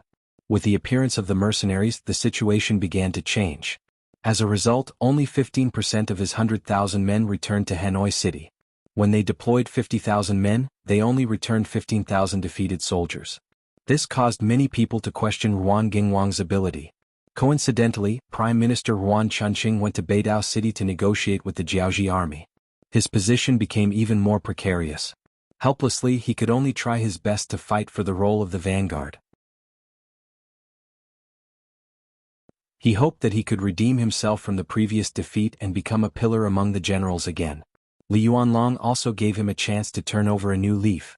He used his position as crown prince to convince everyone. Not only did he not take back his original authority of 15,000 men, he gave him another 5,000 men, making 20,000 men as the vanguard. 20,000 men against 3,000 mercenaries. The ratio was 7-1. Furthermore, they were fighting on their home ground. No one saw the possibility of defeat. However, the sudden appearance of the mercenaries had caught them off guard. However, after the initial panic, Ruan Gingwang already walked out of the ranks in armor. He cupped his fist and said to Li Yuanlong, "Your Highness, I am willing to lead soldiers out of the city tonight to set up defenses in preparation for tomorrow's battle." Good.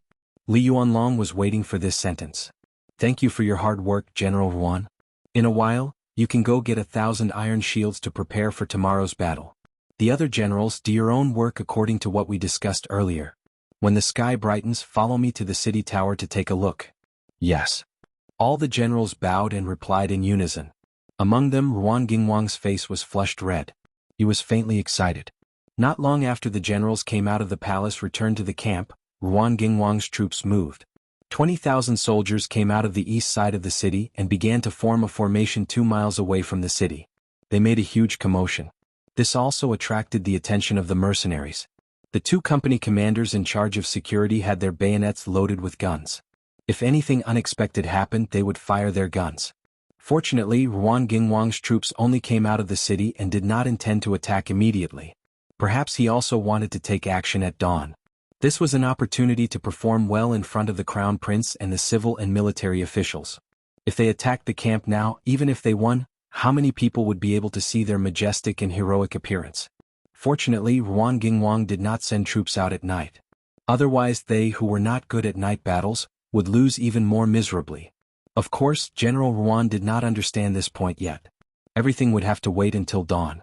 After the results of the battle were out, he would know what it meant to strike a stone with an egg.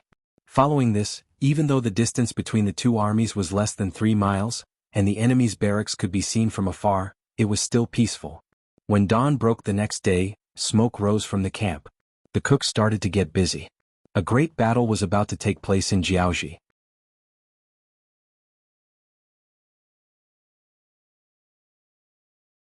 Chapter 504. Southern Ming Capital, Nanjing Imperial Palace. The Minister of Rites, Lu Da, was asked to stay behind by Zhu Qizhen after the morning assembly. Compared to a while ago, Zhu Qizhen's face was much rosier, and his mental state was much stronger. Even when he spoke to his subjects, his tone was much friendlier. "Minister Lu, how are the negotiations with the Jianghu diplomatic mission going?" "Your Majesty, this subject is preparing to report this matter to you. Just last night, after the efforts of the officials from the Ministry of Rites, the Jianghu diplomatic group finally agreed to submit to the southern Ming dynasty. If needed, they can also send troops to attack the Ming king's army. Your Majesty only needs to issue a decree for the Duke of Loyalty to disband the mercenaries." When talking about these, Lu Da could be said to be talking non-stop, spittle flying everywhere. The so-called unity of the Ministry of Rites was actually nothing much. It was only because the Jianghu diplomatic mission could not drag on any longer that they took the initiative to give in. However, other people didn't know about all this. Lu Da could naturally put all the credit on his head and flatter himself. When Zhu Qizhen heard that Jianghu was not only willing to submit, but also send troops to help him deal with the rebel king of Min's faction, his eyes widened. He then shouted loudly and slapped his hands on the dragon shore. It was no wonder that Zhu Qizhen was so excited. If it was a small Jianghu in the past, he would not take it seriously. However, ever since his defeat at the Battle of Tumu, he had not had a peaceful time. He had walked step by step. To be able to persevere until now, he felt somewhat tired. After enduring for so long, he finally saw hope. How could he not be excited? How could he not be excited? Zhu Qizhen was truly happy. The king of Min was able to gain power with the help of the Jianghu army. Why couldn't he gain their help to defeat the enemy? Once the king of Min's army was defeated, the southern Ming would take back Guangdong, Guangxi and Yunnan. Not only that, he had also gained the friendship of Jianghu. When the time came, he could ask them to send troops to help him deal with the Baiming king of Yu, Zhu Qiu. It would not be impossible for him to unify the great Ming. When Zhu Qizhen thought about how he finally saw the hope of unifying the great Ming dynasty, he wanted to cry. In the past 2 years he rarely had a good night's sleep. Most of the time he had nightmares. Now that he could finally get rid of all of this, it was a wonderful feeling. Zhu Qizhen's cheerful appearance was seen by Lu De. On the surface, he also had a smile on his face as if he was happy for the emperor, but in his heart, he was thinking about how to use this opportunity to deal with Yang Qindong. Putting aside the fact that he had been in conflict with Yang Qindong because of the Hangzhou prefectural magistrate, when Yang Qindong had asked for the throne, even when Zhu Qizhen had agreed to it, he had taken the initiative to step forward and come up with a plan. He had used the reason that he needed to inform the emperor of Ming to ruin the plan. From this point alone, the conflict between the two sides was irreconcilable. A while ago, he heard that the mercenaries had actually killed their way through the Langsun region and reached the hinterland of Jiaoxi. No one was more worried than him. Lu De was truly afraid that Yang Qindong was too powerful. If that was the case, he would be able to cause trouble for him at any time. Just as he was anxious and hesitant, even Lu De was thinking about whether he should send someone to contact Yang Qindong privately and take the initiative to submit to him in order to ensure his safety in the future. The Jiaoxi diplomatic group appeared at the right time. After forgiving them for 2 or 3 days, they completely submitted to him. This gave Lu De hope that the matter could be resolved. Now that he saw how happy Zhu Qizhen was, he rolled his eyes and cupped his fists. Your Majesty, Jiaoxi is willing to submit to you and is willing to help your Majesty send troops to quell the rebellion. However, there is a prerequisite for all of this. That is, the Duke of Loyalty has to disband the mercenaries. However, there is a saying since ancient times that when a general is away, military orders cannot be given. Will he agree? Chem? After hearing this, Zhu Qizhen's eyes flashed with anger. He was the current emperor. His words were the imperial edict. If anyone disobeyed, it would be considered as disobeying the imperial edict. Who would dare to disobey the imperial edict? Of course, this anger was only a flash. Even Zhu Qizhen himself knew that his so-called authority as the emperor was naturally an extraordinary existence in the eyes of other officials, but it might not really have any effect on Yang Qindong. Didn't he previously order the Duke of Loyalty, who had resolved the rebellion in Guangdong, to disband the mercenaries and return to the capital? However, the other party still didn't agree. Not to mention Jiaoxi, which was thousands of li away, had the qualifications to disobey the imperial edict. If Yang Qindong disobeyed his imperial edict, wouldn't his reputation as the emperor be tarnished if word got out? If that really happened, Jiaoxi wouldn't seek him out even if they had to admit defeat. The favorable situation would be lost in an instant. Zhu Qizhen felt a headache coming on. But no matter what, he was still an emperor. Even if Zhu Qizhen didn't have the confidence, he couldn't show weakness in front of an official. So he only said ambiguously, "Beloved official Lu is right. The Duke of Zhongdan is currently fighting a bloody battle in Jiaoxi. We also don't know what the situation is like there. If the imperial edict delayed something important, wouldn't it be our fault?" He wasn't confident at all. However, he made it sound so dignified. Otherwise, how could he be the emperor? The word, official, could be said in any way. Although he understood this, Lu De definitely wouldn't expose him. This was a slap to the emperor's face. Unless he didn't want to live anymore, he definitely wouldn't do it. Not only that, he also pretended to be very understanding. Your Majesty is wise.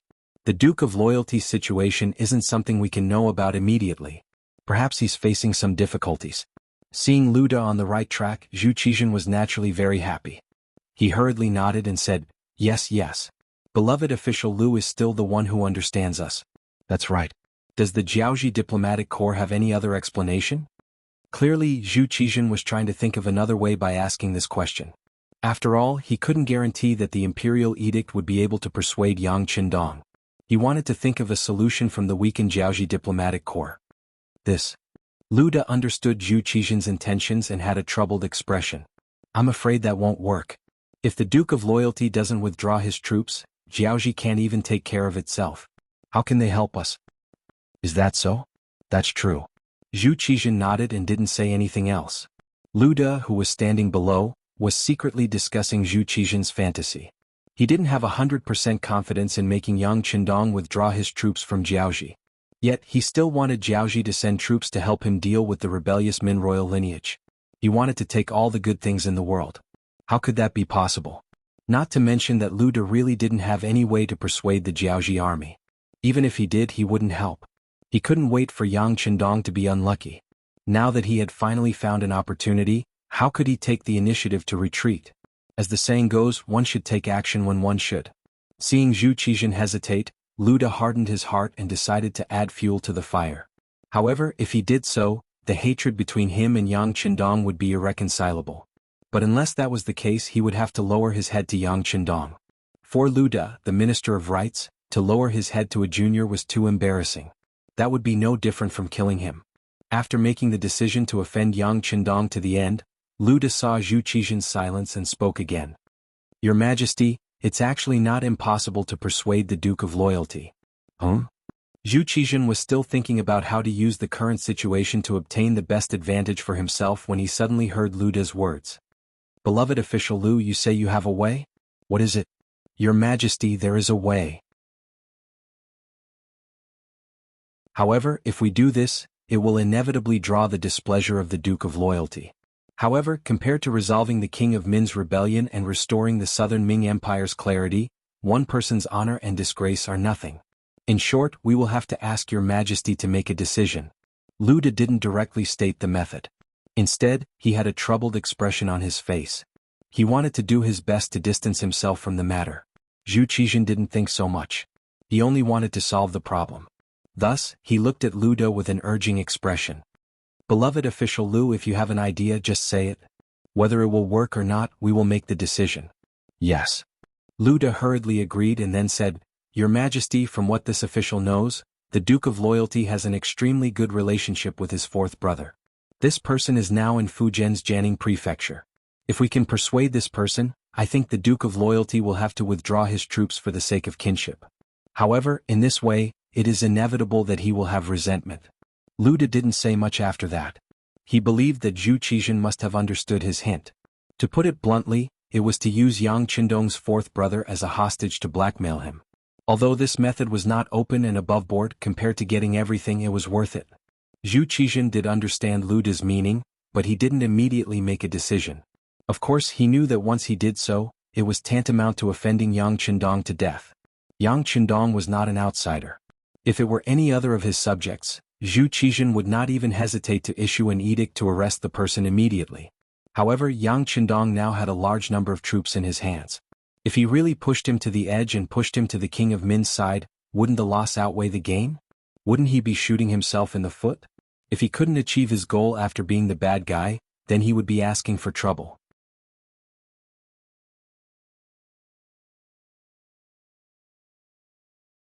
Chapter 505. This. Is the relationship between the Duke of Zhongdong and his fourth brother really that good? Zhu Qizhen, who couldn't make a decision immediately, asked tentatively. This subject has done my research. The Duke of Zhongdong's fourth brother, Yang Yang, is the only person who will follow the Duke of Zhongdong back to the ancestral home to pay respects. If their relationship isn't good, I'm afraid they won't go together. This subject also heard that Yang Yang was originally going to follow the Duke of Zhongdong and was allowed to. However, for some reason he was left behind. This should be for his safety. Since this is the case, it can be used to prove that the relationship between the two brothers is really good. Is there such a thing? Zhu Qizhen sat on the high seat and stared at Lu De. If it was just a casual suggestion from Lu De, he would have thought that it was just a casual suggestion. However, now that he heard that Lu De had investigated this matter so deeply, only a fool would believe that it was all an accident. There was only one answer. Lu De had been planning for this for a long time. When he thought of the various conflicts between Lu De and Yang Qindong, Zhu Qizhen understood that Lu De wanted to use his hand to stop Yang Qindong from becoming powerful. The officials would often play some battles and schemes with each other. As the emperor, there were many things that he was well aware of. However, sometimes he would stop them or even expose them. However, sometimes he would act as if nothing had happened. Whatever decision the emperor made, it all depended on whether the goal of the struggle between the officials was beneficial to the emperor's power. Zhu Qizhen saw through Lu De's thoughts, but he didn't have the intention to expose it. He also didn't want to see Yang Qindong becoming powerful. Since Lu De's attitude and goal were the same as his, why not do it in passing? After thinking it through, Zhu Qizhen nodded. Beloved official Lu is right. Since this is the case, this subject will send the embroidered uniform guards to Jianghu prefecture to invite that person called Yang Yang to the capital. After the matter is settled, we will issue a decree to Duke of Zhongdong. No matter what, Jiaoji is still one of the vassal states of our great Ming. It is one of the states that Taizu ordered not to invade. Even if they are willing to give up their title of Anan and return to the embrace of our great Ming, we should accept them with a benevolent heart. Zhu Qizhen finally made up his mind. Lu De breathed a sigh of relief, but at the same time he had a new worry. After this matter was done, once the news spread, he was afraid that the other party would hate him to the bone. Unless Yang Qindong was suppressed by the Great Ming Empire in the future, once the Great Ming Empire's power rose, it might be Yang Qindong's bad luck. As for whether or not the news would spread, not long after Lu Digang walked out of the imperial palace, under Zhu Qizhen's indication, the head eunuch Chao Jixiang spread the news. As soon as Lu De returned to his residence, his subordinates told him the news that had just spread from the imperial palace, causing him to almost spit out a mouthful of blood. His expression was extremely ugly as he looked in the direction of the imperial palace. Lu De could not help but curse in his heart, "Your Majesty, even if you want to burn the bridge after crossing the river, you shouldn't be so quick to do it. It seems that in the future if there is him there will be no Yang Qindong. If there is Yang Qindong there will be no him." In Nanjing City, the matter of how to deal with Jiaoji was still slowly being discussed, and the relevant matters were also slowly progressing. In front of the capital of Jiaoji, Hanoi City, arrows were already drawn and bows were drawn. A great battle was about to break out. Banners fluttered in the wind, war drums thundered, and a dark mass of soldiers stood at the foot of the city. Killing intent swept through the heavens and the earth, causing those who were brave to tremble uncontrollably. The moment the sky brightened in front of the east gate of Hanoi City, the two armies stood in formation on the vast land. 20,000 Jiaoji soldiers dressed in plain clothes and gray armor stood in dozens of square formations. The square formations, with their banners fluttering high in the air, looked even more majestic and majestic. On the other side, 2,800 mercenaries dressed in camouflage uniforms stood in two rows in a long snake formation. Their advanced firearms and steel knives were all drawn, giving off a killing intent. The difference was that the mercenaries did not raise any banners. This was also Yang Qindong's idea. Before he confirmed his position, he did not plan on letting his mercenaries raise any banners. It was precisely because there were no flags flying that the nearly 3,000 mercenaries looked like a huge green snake hibernating there from afar. They seemed to be moving, yet they were still, causing others to not dare to underestimate them. Just in terms of numbers, the Jiaoji army appeared more imposing, not to mention the 20 large catapults that had been set up at the back of the formation. These catapults could throw boulders weighing almost 100 kilograms into the air. The furthest they could reach was more than 500 meters. They could be said to be the cold weapon with the longest range. Behind them were the catapults that could attack from afar. At the front of the formation was 1,000-men iron shield formation. With these they could block the enemy's firearms. With sufficient preparation, General Ruan Gingwang's face was filled with confidence. The war horn had been blown, but Ruan Gingwang did not immediately give the order to attack. Instead, he turned his head to look at the top of the Hanoi city wall. When he saw Crown Prince Li Yuanlong and the others standing there and looking down, he felt the blood in his body flowing quickly. He was so excited that he pulled out the sword at his waist, pointed it forward and shouted, "Advance! Advance!" The 1,000-man iron shield formation at the very front quickly changed its formation from a square to a horizontal line. Soon, it formed a huge dragon walking at the very front of the formation. Normal shields were made of wood and iron. In the cold weapon era they could defend against bows and arrows but not bullets. A pure iron shield would be able to defend against long-range bullets, but it would have a lot of flaws. Even if they were raised for a short period of time, they would consume a lot of energy. Moreover, they would be inflexible and difficult to move with the army. Despite knowing these flaws and advantages, Ruan Gingwang had no choice but to rely on them. In the first place, he didn't intend to use these shields to attack. He only needed them to protect his soldiers as they continued to advance. When they reached the range where they could start charging, he didn't believe that the enemy's muskets would be able to kill many people if 20,000 of them pressed forward at once. Under Ruan Gingwang's orders, the 1,000 iron shield soldiers moved forward slowly. The other 20,000 Jiaoji soldiers hid behind them. Several square formations merged into one and moved forward slowly. Advance! Advance! Advance! With every step the army took, an earth-shattering shout could be heard. It was quite impressive and gave people a sense of awe. Damn, looks like these are elite soldiers. Company Commander Tiansu, who had received the mission of being the first to attack, could not help but snort when he saw the enemy 3 miles away slowly moving towards him. Those who could become members of the Cold Vanguard were all proud. Those who could become a company commander were even more proud. It was rare for him to take anyone seriously. Now, the Jiaoji army was actually moving forward as though there was no one around them. In Tiance's eyes, this was a form of provocation. If it were not for the fact that they were 1,000 meters away, he would have taught them a lesson with the 9-5 style. The Jiaoji army was still moving forward. The word advance kept coming out of their mouths. Gradually they reached a peak. They were like a volcano that could erupt at any time. Once it reached a certain temperature, it would come rolling in. In comparison, the 7 battalions of the Cold Vanguard stood motionless on the ground. They were like huge rocks that were fixed to the ground. They were not affected by the wind and rain at all. Ah, did you see that? The enemy is afraid. Ruan Gingwang, who was riding on his horse, laughed out loud when he saw that the mercenaries were still motionless even though they had already moved 500 meters forward. In his opinion, the mercenaries were only motionless because they couldn't do anything. Crown Prince Li Yuanlong stared intently at the scene in front of him from the top of the Hanoi City Tower behind him. Although the troops were already far away and he could no longer see clearly, he could still clearly see that the mercenaries were not moving. Seeing that his army was moving forward and the enemy was not moving at all, he could not help but ask the generals beside him, "Generals, what do you think the mercenaries are doing?" The one standing closest to Li Yuanlong was the famous general of Jiaoji, Fan Yuhai. Compared to the other generals who were all smiling, his expression was more serious. When he heard the Crown Prince's question, he replied naturally, "The enemy is clearly using inaction to counter the enemy.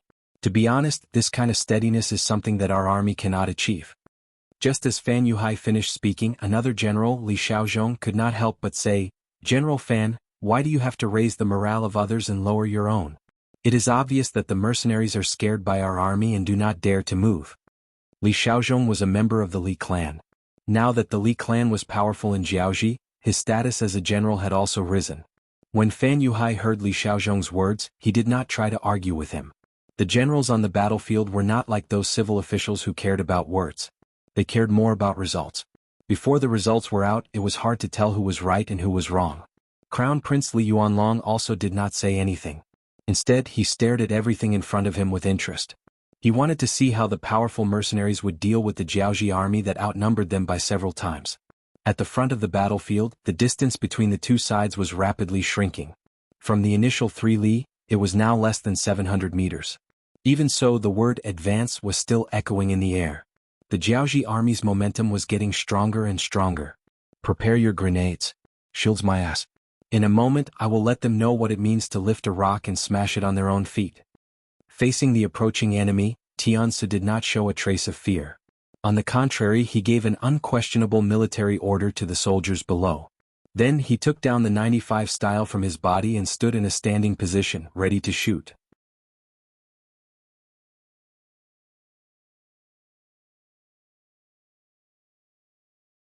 Chapter 506. Battalion Commander Kong Chuanxin was in the middle of the troops. Seeing the 20,000 Jiaoji soldiers closing in, his expression did not change. If one looked closely, one could see a trace of disapproval in his eyes. It wasn't because Kong Chuanxin was careless. Before he came, Yang Qindong had talked to him and told him about the iron shield that was being built in Hanoi City. This was all thanks to the Security Bureau. After being injected with large amounts of gold and silver, the Security Bureau had developed so quickly that they had already infiltrated the countries that they were pretending to be enemies with. Once there was any movement, they would immediately spread the news so that the main force of the mercenaries could make the most accurate decision. As someone who came later, no one knew better than him the importance of intelligence. Later on, people said that victory in a war depended on the source of military intelligence. Some people even said that 70% intelligence and 30% battle. This showed the importance of military intelligence to an army. It was because he was prepared that Yang Qindong told Kong Chuanxin about the Jiaoji army building the iron chariots when Kong Chuanxin was about to lead the army into battle. Not only that, he also came up with a countermeasure. The advantage of the steel shields was their sturdiness. They could indeed effectively block flying bullets. However, their weaknesses were even more obvious. For example, they were slow and inflexible. With these shortcomings, it was naturally very easy to deal with them. All they needed to do was throw a series of grenades, and it would be like a heavenly maiden scattering flowers. In this way, unless the place was very narrow, facing the fragments of the explosion in all directions, even an iron shield would be useless. As for the steel chariots? Regardless of whether it was a rocket launcher or a 4-0 flame, they would all be easy targets. Thinking about the battlefield in the future, even mobile tanks were afraid of rocket launchers, not to mention the clumsy steel chariots that relied on their legs to move. Kang Chuanxin, who had received the news ahead of time, didn't show the slightest hint of panic when he saw Iron Shield approaching him step by step. The only thing he was worried about now was whether Tianzi could keep the situation under control. After all, there was a limit to how far a grenade could be thrown. Whether or not the mercenaries at the front could withstand the pressure from the Jianghu army and strike at the most appropriate time was the most important factor in this first battle. Tianzi was the company commander of Company 1, and was the subordinate that battalion commander Kang Chuanxin valued the most. As the mercenary group continued to expand, the number of mid-level officers needed also increased. Promoting new recruits was something that Yang Qindong had always advocated. Under what circumstances would one be able to tell if a person's military talent was worthy of being entrusted with important tasks? Without a doubt, war was the best battlefield and way to test a commander. Kang Chuanxin wanted to test the ability of the company commander of heavenly strategies, so he didn't say a word from beginning to end. He just watched everything from the perspective of a bystander. Of course, if heavenly policy was really useless, then the second company commander, third company commander and fourth company commander could replace him at any time. This was also something Kang Chuanxin had prepared behind the back of the heavenly policy.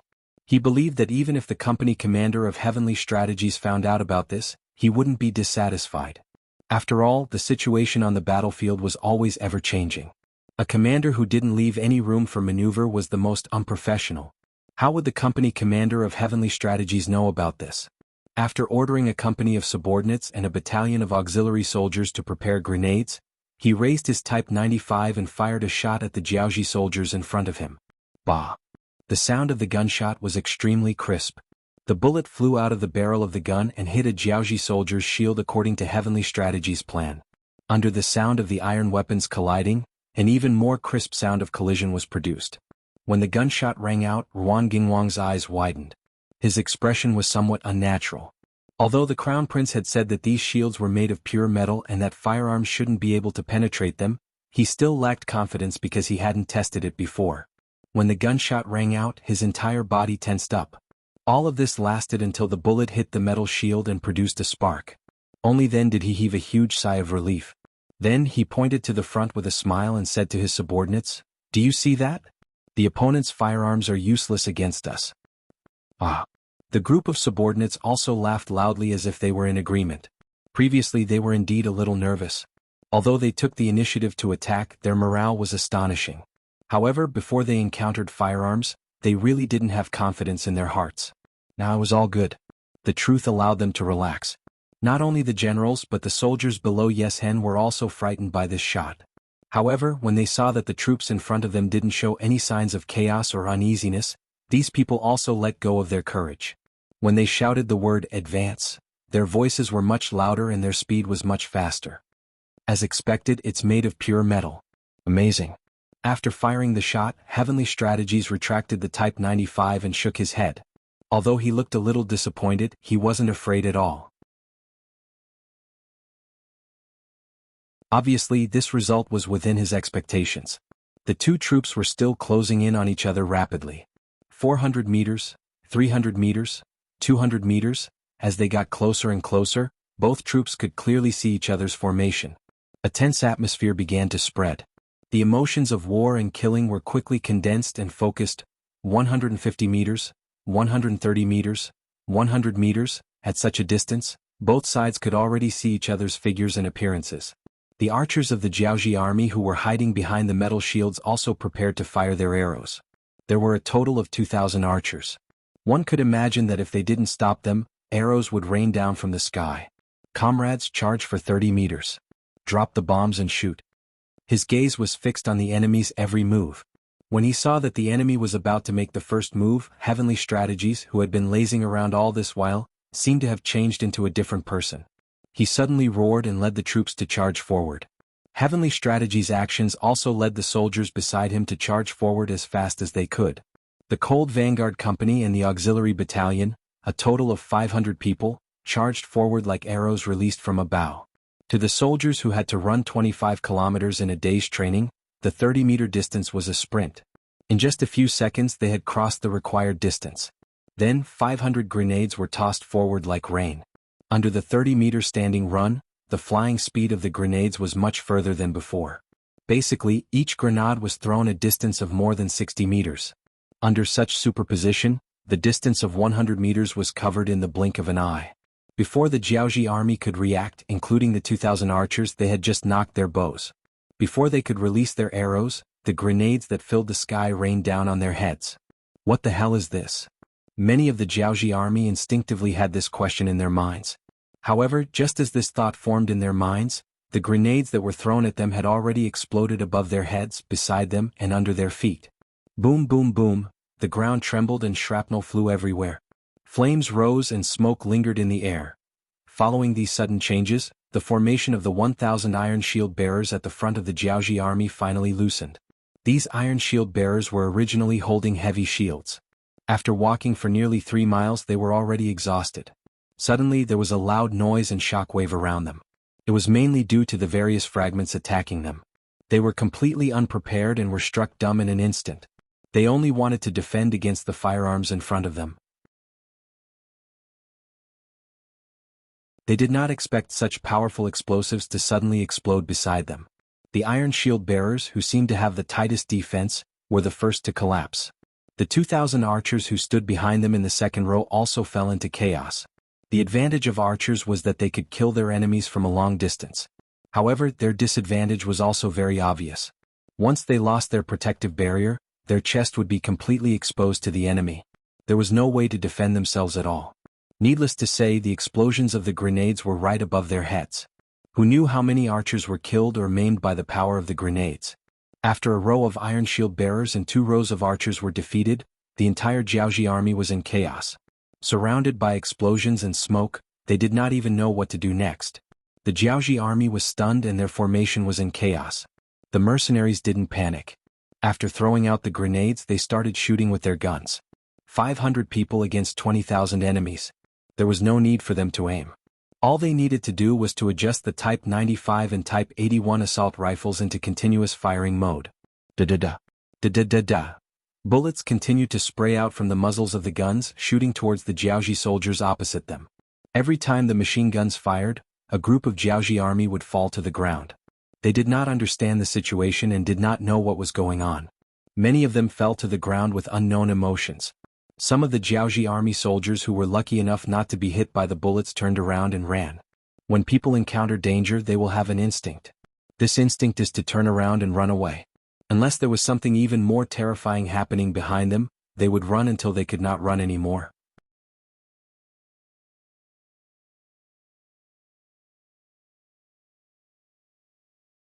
Chapter 507.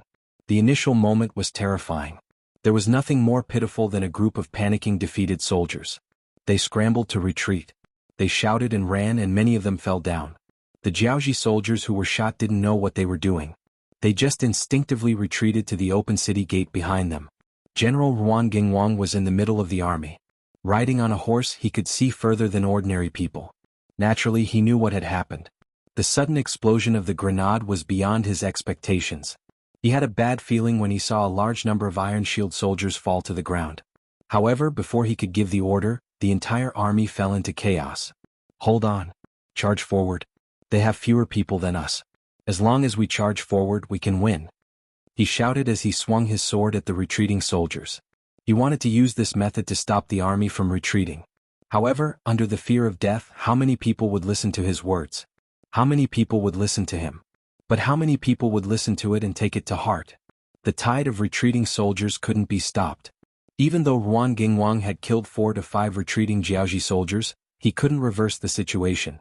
Not only that, Ruan Gingwang, who was swinging his sword, became Tianzi's target. Riding on a horse and being higher than everyone else was a privilege of a general. However, at the same time, it was inevitable that he would become a conspicuous target. Tianzi targeted him. He held the 95 style firmly with both hands and raised the gun in a half-kneeling position. He adjusted his breathing and aimed between 3 points and 1 line. His finger gently touched the trigger of the gun. Then his shoulder shook. That was the recoil of the bullet. Bang! Bang! In the chaos, no one paid attention to the two gunshots. However, after the first gunshot missed the target, the second gunshot hit the target. Ruan Gingwang, who was still swinging his sword and yelling at the retreating soldiers, felt a pain in his chest. Then his breathing became hurried. His body swayed a little on the horse before he lost the strength to hold on to it and fell from the horse. Once a person fell, the consequences would be very serious. Ruan Gingwang, who had been shot, would not have died immediately. However, when he fell to the ground, countless feet stepped on his body. Not only did he not have a single breath left, but his entire face had also changed. At that moment he was completely trampled to death. When Ruan Gingwang fell off his horse and died, it meant that the 20,000 Jiaoji soldiers had completely retreated. Without anyone stopping them, the Jiaoji soldiers were running wildly. Less than 100 meters behind them, 500 mercenaries with guns were chasing after them, killing the last few Jiaoji soldiers who were running away. This seemed to have become a death sentence. The speed of the fleeing soldiers chasing after Qiu Jiaoji became slower and slower. They were all afraid that if they were too slow they would fall behind and be killed. Because of this, stampedes occurred from time to time. No matter who it was, once they lost their balance and fell to the ground, they would not be able to escape the tragic fate of being trampled to death. Behind the Heavenly Strategies Company commander, Battalion Commander Kong Chuanxin saw that the overall situation was settled and immediately shouted to the three trumpeters who had been waiting for a long time, "Blow the bugle, everyone attack." Beep beep beep beep beep. The loud and refreshing bugle call sounded. Over 3,000 mercenaries gave a shout and charged forward. They maintained a platoon formation and tried their best to charge forward as fast as possible. The situation in front of them seemed to be telling them that if they were late by one step, who knew how many military merits they would lose. Compared to the full charge of the mercenaries, Crown Prince Li Yuanlong staggered on the city tower of Hanoi City. If it were not for the captain of the guards who supported him, he would have fallen to the ground. Defeated, defeated. Li Yuanlong had just stabilized himself when he muttered to himself, "Defeated, defeated. Your Highness, please close the city gates immediately." General Fan Yuhai's expression was also very ugly. Fortunately, he had led troops for many years and was not as weak as the Crown Prince. "I agree." The other general, Huang Hua, also cupped his fist and said with his head lowered. Clearly he could see that if this continued, the defeated Ruan Gingwang's troops would very likely attract the mercenaries into the city. Hearing the two generals express the same opinion, Li Yuanlong's face flashed with a hint of struggle. However, he quickly made a decision. He gritted his teeth and said, "Pass down this Crown Prince's order, close the city gates." With this order, it meant that the 20,000 Jiaoji soldiers outside the city had completely given up. Ruan Gingwang was dead and his subordinates were running like headless flies. They only hoped to enter Hanoi City as soon as possible and save their lives. However, what they saw next was the scene of the eastern city gate closing from the inside. Unpleasant creaking sounds came from the thick and heavy city gate as it rapidly closed. Seeing that their only escape route was about to be sealed, at least 10,000 Jiaoji soldiers' eyes turned red. Some people's eyes were filled with despair. Some people ran faster, hoping to rush into the city at the last moment. There were also people who ran towards the empty trebuchet. Then, everyone worked together to change the direction of the heavy trebuchet. Since they have already abandoned us, then don't blame us for using our own methods to fight back. A somewhat famous Chiliarch yelled and ordered the soldiers under him to put the huge rocks into the trebuchet. The trebuchet began to bombard Hanoi City behind them. As he bombarded the trebuchet, the Chiliarch yelled to the approaching mercenaries, "We surrender. We are willing to help you take down Hanoi City and atone for our crimes." With this yell, many Jiaoji soldiers quickly responded. In order to live, they had to show a stance. Stop firing. Company Commander Tiansu, who had already reloaded his fourth magazine, saw the change in the situation and immediately stopped the advancing mercenaries. Originally, he wanted to follow behind the Jiaoji soldiers into Hanoi City. This was also the military order he made in front of Battalion Commander Kong Chuanxin. However, when he saw the city gates close in advance, he became anxious. Although he still had a backup plan, it was still more troublesome. However, when he saw the sudden change in front of him, he suddenly had an idea. Why not use these defeated soldiers to help him take down the city? The 400 people beside him were all treasures. It would be best if he could save one of them. After making up his mind, Tianzi followed the situation and yelled, "Any Jiaoji soldiers who help the mercenaries take down the city will be atoned for their crimes and will not be killed. Anyone who still wants to resist will be killed without mercy." The 400 soldiers who were stopped by Tianzi didn't understand what he was planning. However, when they heard his yell, they all understood. In the following moment, they all followed Tianzi's lead and yelled, "Kill without mercy." Attacking was atoning for their crimes and atoning for their crimes. The Jiaoji soldiers who were already at their wits' end saw a sliver of opportunity before their deaths. How could they not grasp it with all their might? One by one, they ran to the catapults and began to help take down Hanoi City's city gate tower. These catapults were used to prevent the mercenaries from attacking. They were placed very close to Hanoi City's city gate tower, less than 50 meters away. Now that they were being used as tools to take down the city gates, one could imagine how big of a threat they were. When a random boulder was thrown, it actually flew over the city gate tower and landed in Hanoi City. Just this boulder alone was enough to harm countless innocent people in the city. Bastards, bastards! Release the arrows and kill them. Seeing these defeated soldiers helping the mercenaries against him, Crown Prince Li Yuanlong's expression turned ugly as he yelled at the top of his lungs. The Crown Prince had given the order. Although he knew that the people below were soldiers of his own country, seeing them throw boulders into the city and injure countless people, Fan Yuhai, Huang Hua and the other generals gritted their teeth and ordered fiercely, "Fire the arrows." After a few breaths, arrows rained down. For a moment, the battle outside the city was very lively. On the contrary, Commander Tianzi and the others who were following behind became less anxious. "Commander, should we lend a hand?" A platoon leader of the Lung Feng platoon couldn't help but ask when he saw the Jiaoji soldiers fighting with their own people so fiercely. "There's no need to hurry. Let's wait until their morale is low before we make a move."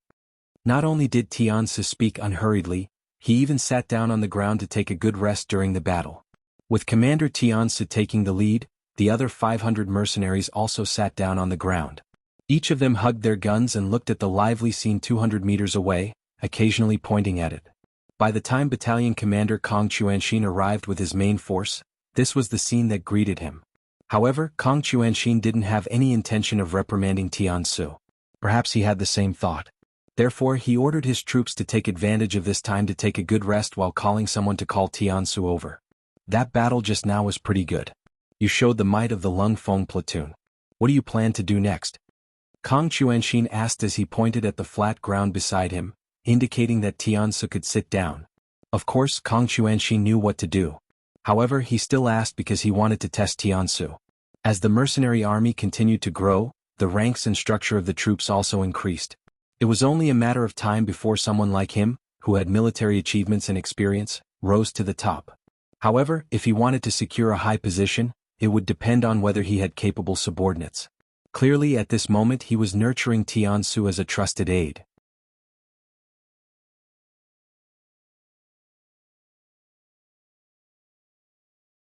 Chapter 508. In front of Kong Chuanxin, Tianzi wasn't that restrained.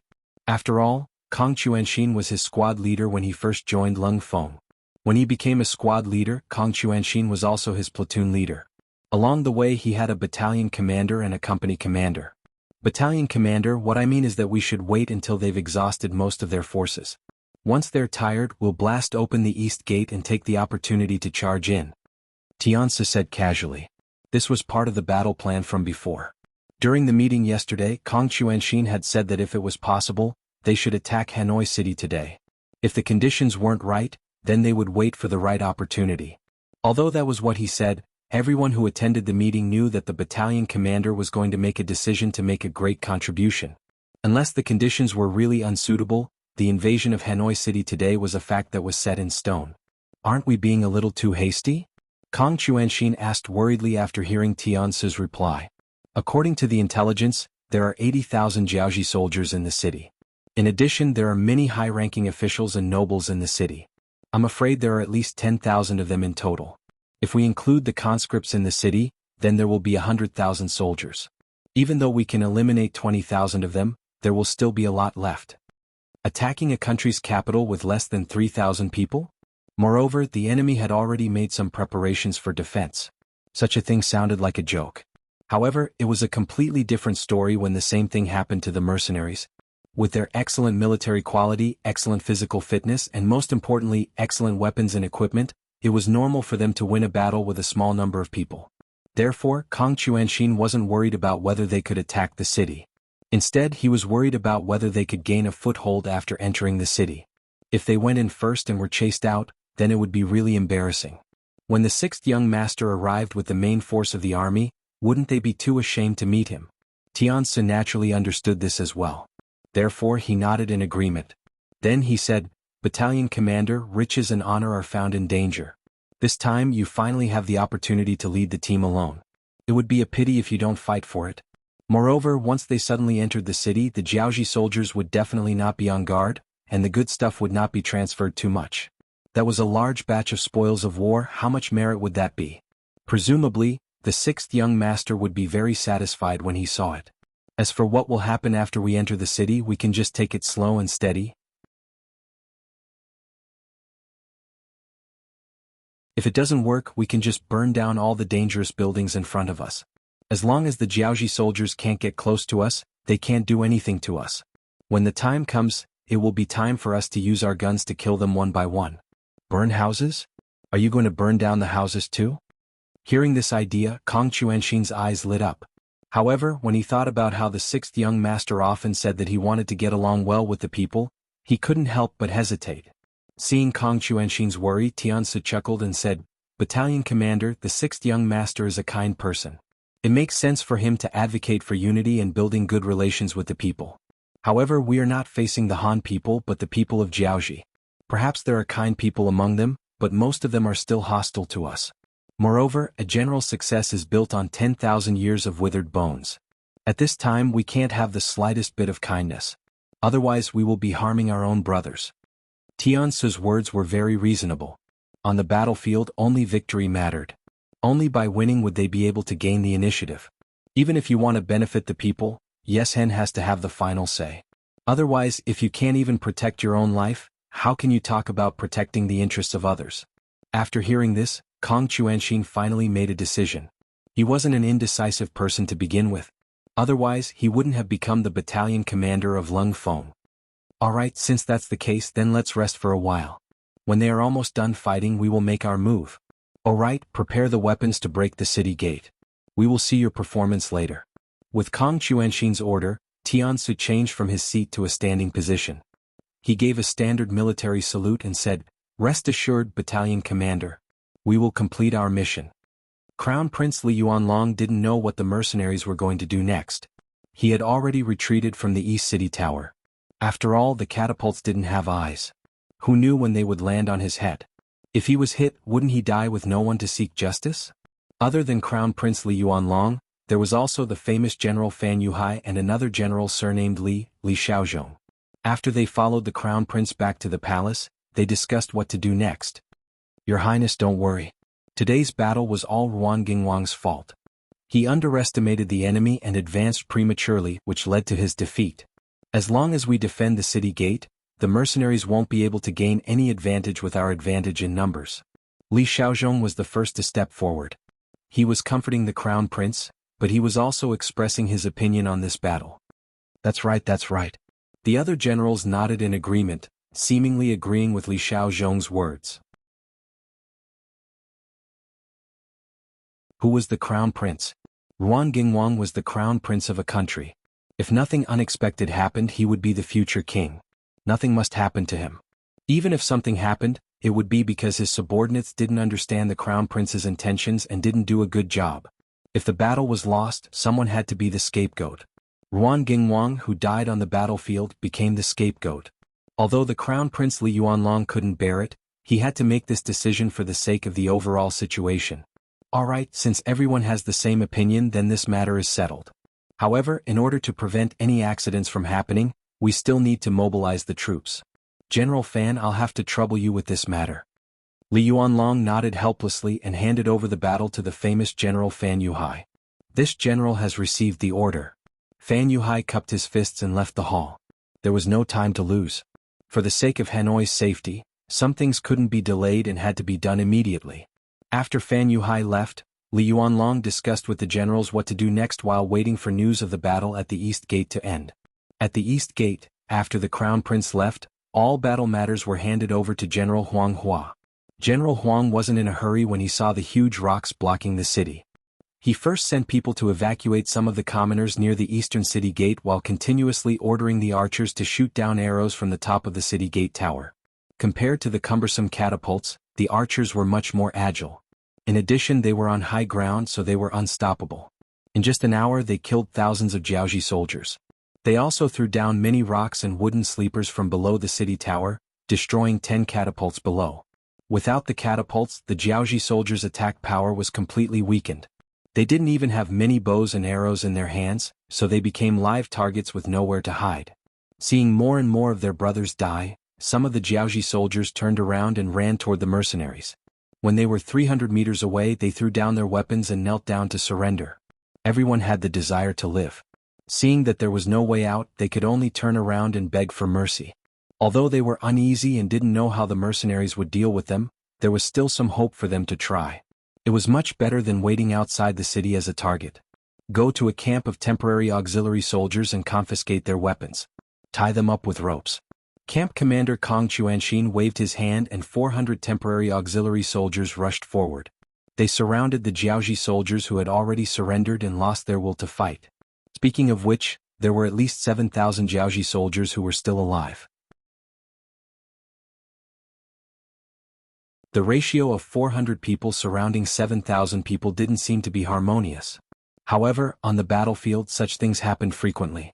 When facing a group of defeated soldiers, especially those who had lost their will to fight, one only needed to pay a small price to detain them. It was just like when the Japanese army invaded China. 2 Japanese soldiers could detain 2,000 Chinese for tens of li. Thinking about it now, it didn't seem very possible. However, it did happen. It had to be said that when a nation lost their will to fight, it was very sad. After dealing with the 7,000 captives, Chang Tiansu also started to get busy. First he organized the troops. Then he called out the 10 soldiers from each platoon. Unlike the other soldiers of the Cold Front, these 10 soldiers, from the squad leader to the vice squad leader to the ordinary soldiers, each carried a large wooden box on their backs. Along the way they had been switching to carry the boxes, and their speed was not much slower than the other comrades.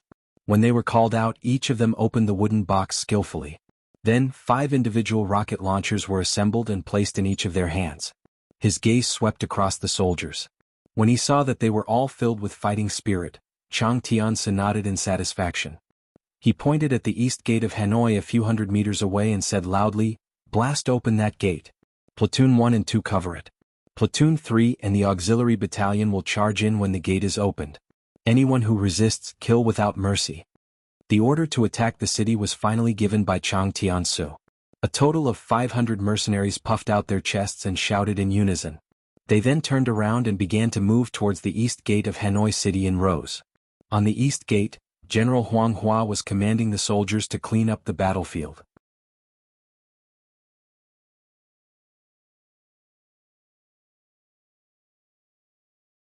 Chapter 509. In the battle just now, there were still a few boulders that fell on top of the city tower, injuring some soldiers and destroying some city walls. If they weren't properly repaired, it would become a troublesome matter when facing an attack. While arranging for the city walls to be cleaned, Huang Hua ordered his men to fetch a large number of bows and arrows. They had wasted a lot of arrows from the previous battle and now was the time to replenish them. "General, look, they are moving. It seems like they are heading towards us." A soldier in charge of observing the mercenaries shouted loudly, attracting the attention of everyone, including Huang Hua. "They are really coming." Following that, a Jiaoji soldier shouted loudly. It could be heard that there was a hint of fear in this shout. Huang Hua was also awakened by the shout. When he saw that the mercenaries were indeed moving towards the east gate, his expression changed drastically. He had always thought that after the previous wave of attacks, the mercenaries would know the difficulty of attacking the city. At the very least, there would be a period of respite before the main force of the enemy arrived. However, he did not expect that they would dare to launch another attack with less than 3,000 men. Are they tired of living? Don't they know that with the city walls as cover, it is impossible for them to charge up with just 3,000 men? Many thoughts flashed through his mind in an instant. Although Huang Hua did not know what they would do as a general, he instinctively ordered his soldiers to get into position and prepare to defend the city. He did not immediately send someone to inform the crown prince because he was still somewhat confident. With the sturdy city walls, they should be able to withstand the attacks of the mercenaries. Of course, he was more curious because he did not see any siege ladders in the enemy's hands. How were they going to attack the city? Just as this thought flashed through his mind, he suddenly thought of how Ruan Gingwang was defeated. When he thought about the advanced weapons that could explode when thrown out, he felt his scalp go numb. He shouted to the Jiaoji soldiers beside him, "Archers, get ready. Don't let them get close to the city gates. Don't let them blow up the city gates. Also, send someone to inform the crown prince that we need reinforcements. The more the better." Huang Hua's shouts caused the Jiaoji soldiers on the city walls to panic. Just when the mercenaries were 200 meters away from the city walls, the battlements were filled with archers. They knocked their arrows and prepared to shoot at the enemy at any moment. The archers were ready, but the mercenaries didn't do as they wished. They stopped when they were 130 meters away from the tower. In this position, the archers had no room to display their skills. Even if an arrow was shot, it wouldn't be able to reach that far. What are they doing? Seeing the mercenaries suddenly stop, all the Jiaoji soldiers on the tower widened their eyes. General Huang Hua, who was leading the team, had a bad premonition. However, he still couldn't figure out what the other party wanted to do. At a distance of 130 meters, Tiansu ordered the army to stop. Then the 5 rocket launchers took another 5 steps forward. Then 3 of them aimed at the city gate while 2 of them aimed at the city tower. It only took them a few seconds to do all this. From this point, it seemed like they had been training for a long time. They were fully prepared. The first squad leader was one of the 5 rocket launchers. Seeing that his comrades were ready, he first took a deep breath and stabilized his breathing. Then he began the countdown. 5, 4, 3, 2, 1. The moment the word 1 rang out, 5 cannonballs with flames flew out horizontally, whistling through the air and flying straight towards their respective targets. Boom, boom, boom, boom, boom.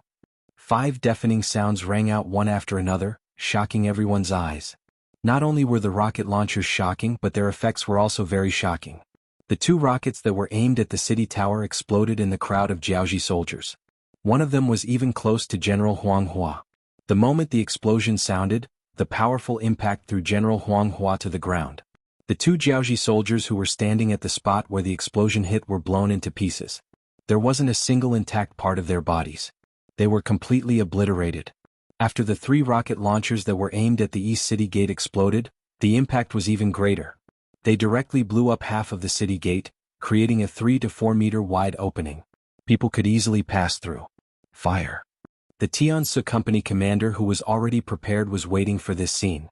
Seeing that the rocket launchers had completed their initial target, he shouted loudly. Then he led the troops with the Type 95 and fired at the Jiaoji archers on the city tower who were still in a daze. At a distance of 130 meters, the archers couldn't do anything to the mercenaries. However, regardless of whether it was the Type 95 or the Type 81 assault rifle, they didn't take this distance seriously. The bullets in their barrels could easily land on the city tower, dealing a heavy blow to the Jiaoji soldiers who weren't mentally prepared. Even though the bullets weren't mass-produced and lost some accuracy, at least 50% of the bullets still hit the enemy. Even if the bullets didn't hit their targets, once they hit the battlements, the impact was still frightening. It was enough to force the Jiaoji soldiers to retreat, not daring to expose themselves in the air without any cover. The 1st and 2nd platoons of Lung Feng soldiers used the Type 95 to suppress the archers on the city tower. The 3 platoons of Lung Feng and a battalion of auxiliary soldiers used this opportunity to charge towards the ruined east city gate. First, a few grenades were tossed out nearby. Not only did they blow up the entrance of the city gate, but they also scared off the Jiaoji soldiers who wanted to reinforce the city gate. Then, the 400 mercenaries advanced triumphantly, taking advantage of this opportunity to kill their way into the city. After Tiansu's side achieved victory, Battalion Commander Kong Chuanxin led the main force and rushed over. They entered one after another, stabilizing their advantage. On the city tower, Huang Hua, who was knocked down by the rocket launchers, stood up under the protection of a few bodyguards. When he looked down at the city, he could feel the blood in his heart spurting out. It's over, it's over, it's all over. He sat on the ground with a thump. With the city gate lost, as the general of the city defense, he had an undeniable responsibility. General, the mercenaries are coming up the city ladder. Let's kill our way out. One of the bodyguards saw that the Jiaoji soldiers who wanted to escape didn't go far down the city ladder before a series of gunshots rang out. Then they all ran back up the city tower. He guessed what had happened and suggested to Huang Hua. "It's useless. We'll die if we kill our way out." Huang Hua shook his head dejectedly. He knew this crown prince too well. Ruan Gingwang was the scapegoat for the previous failure. Then he would definitely be the scapegoat for the loss of the city gate. In this way, whether they killed their way out or not, they would still die. Seeing that the general had no intention of killing his way out, the bodyguard kindly reminded him, "General, why don't we surrender? Just now the soldiers outside the city surrendered. They all survived." "Surrender?" Huang Hua shook his head and said decisively, "Our Jiaoji generals will only die standing, not kneel down to live. Come on, take out my broadsword and fight it out with those mercenaries. If I kill one, I'll break even. If I kill two, I'll make a profit." Under Huang Hua's command, the Jiaoji soldiers on the city tower seemed to have found their backbone. Then, the 1,000 men began to charge down the city ladder in an organized manner. They shouted and yelled, creating quite a commotion. However, the city ladder wasn't wide to begin with. As long as two Type 95 pistols took turns to guard it and fire continuously, no one would be able to charge down the 20-meter-long spiral city ladder. After only 2 waves of attacks and over 50 people died, the other soldiers couldn't take it anymore. This was clearly the rhythm of charging down to die. There wasn't any hope of survival. Who would be willing to do it? No one was willing to charge down. This angered Huang Hua. He used his big sword to kill a Jiaoji soldier who didn't listen to his orders. Then he coldly looked at the other Jiaoji soldiers and said, "Since you've joined the army, fighting bloody battles on the battlefield is your destiny. Whoever dares to retreat, this person will be your example."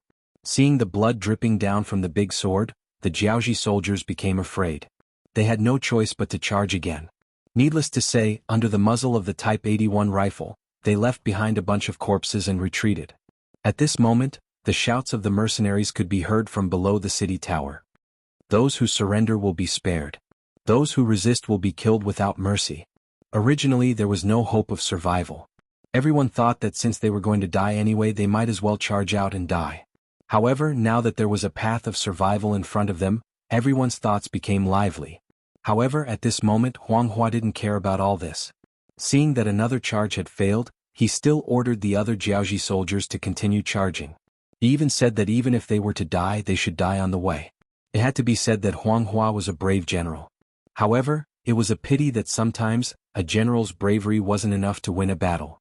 Just like now, when everyone was in a dilemma, if you didn't want to encourage them and wanted to force them to die, who would listen to you? There were still a few centurions in the Jiaoji army. After they quickly exchanged glances, they brought their trusted aides and surrounded Huang Hua.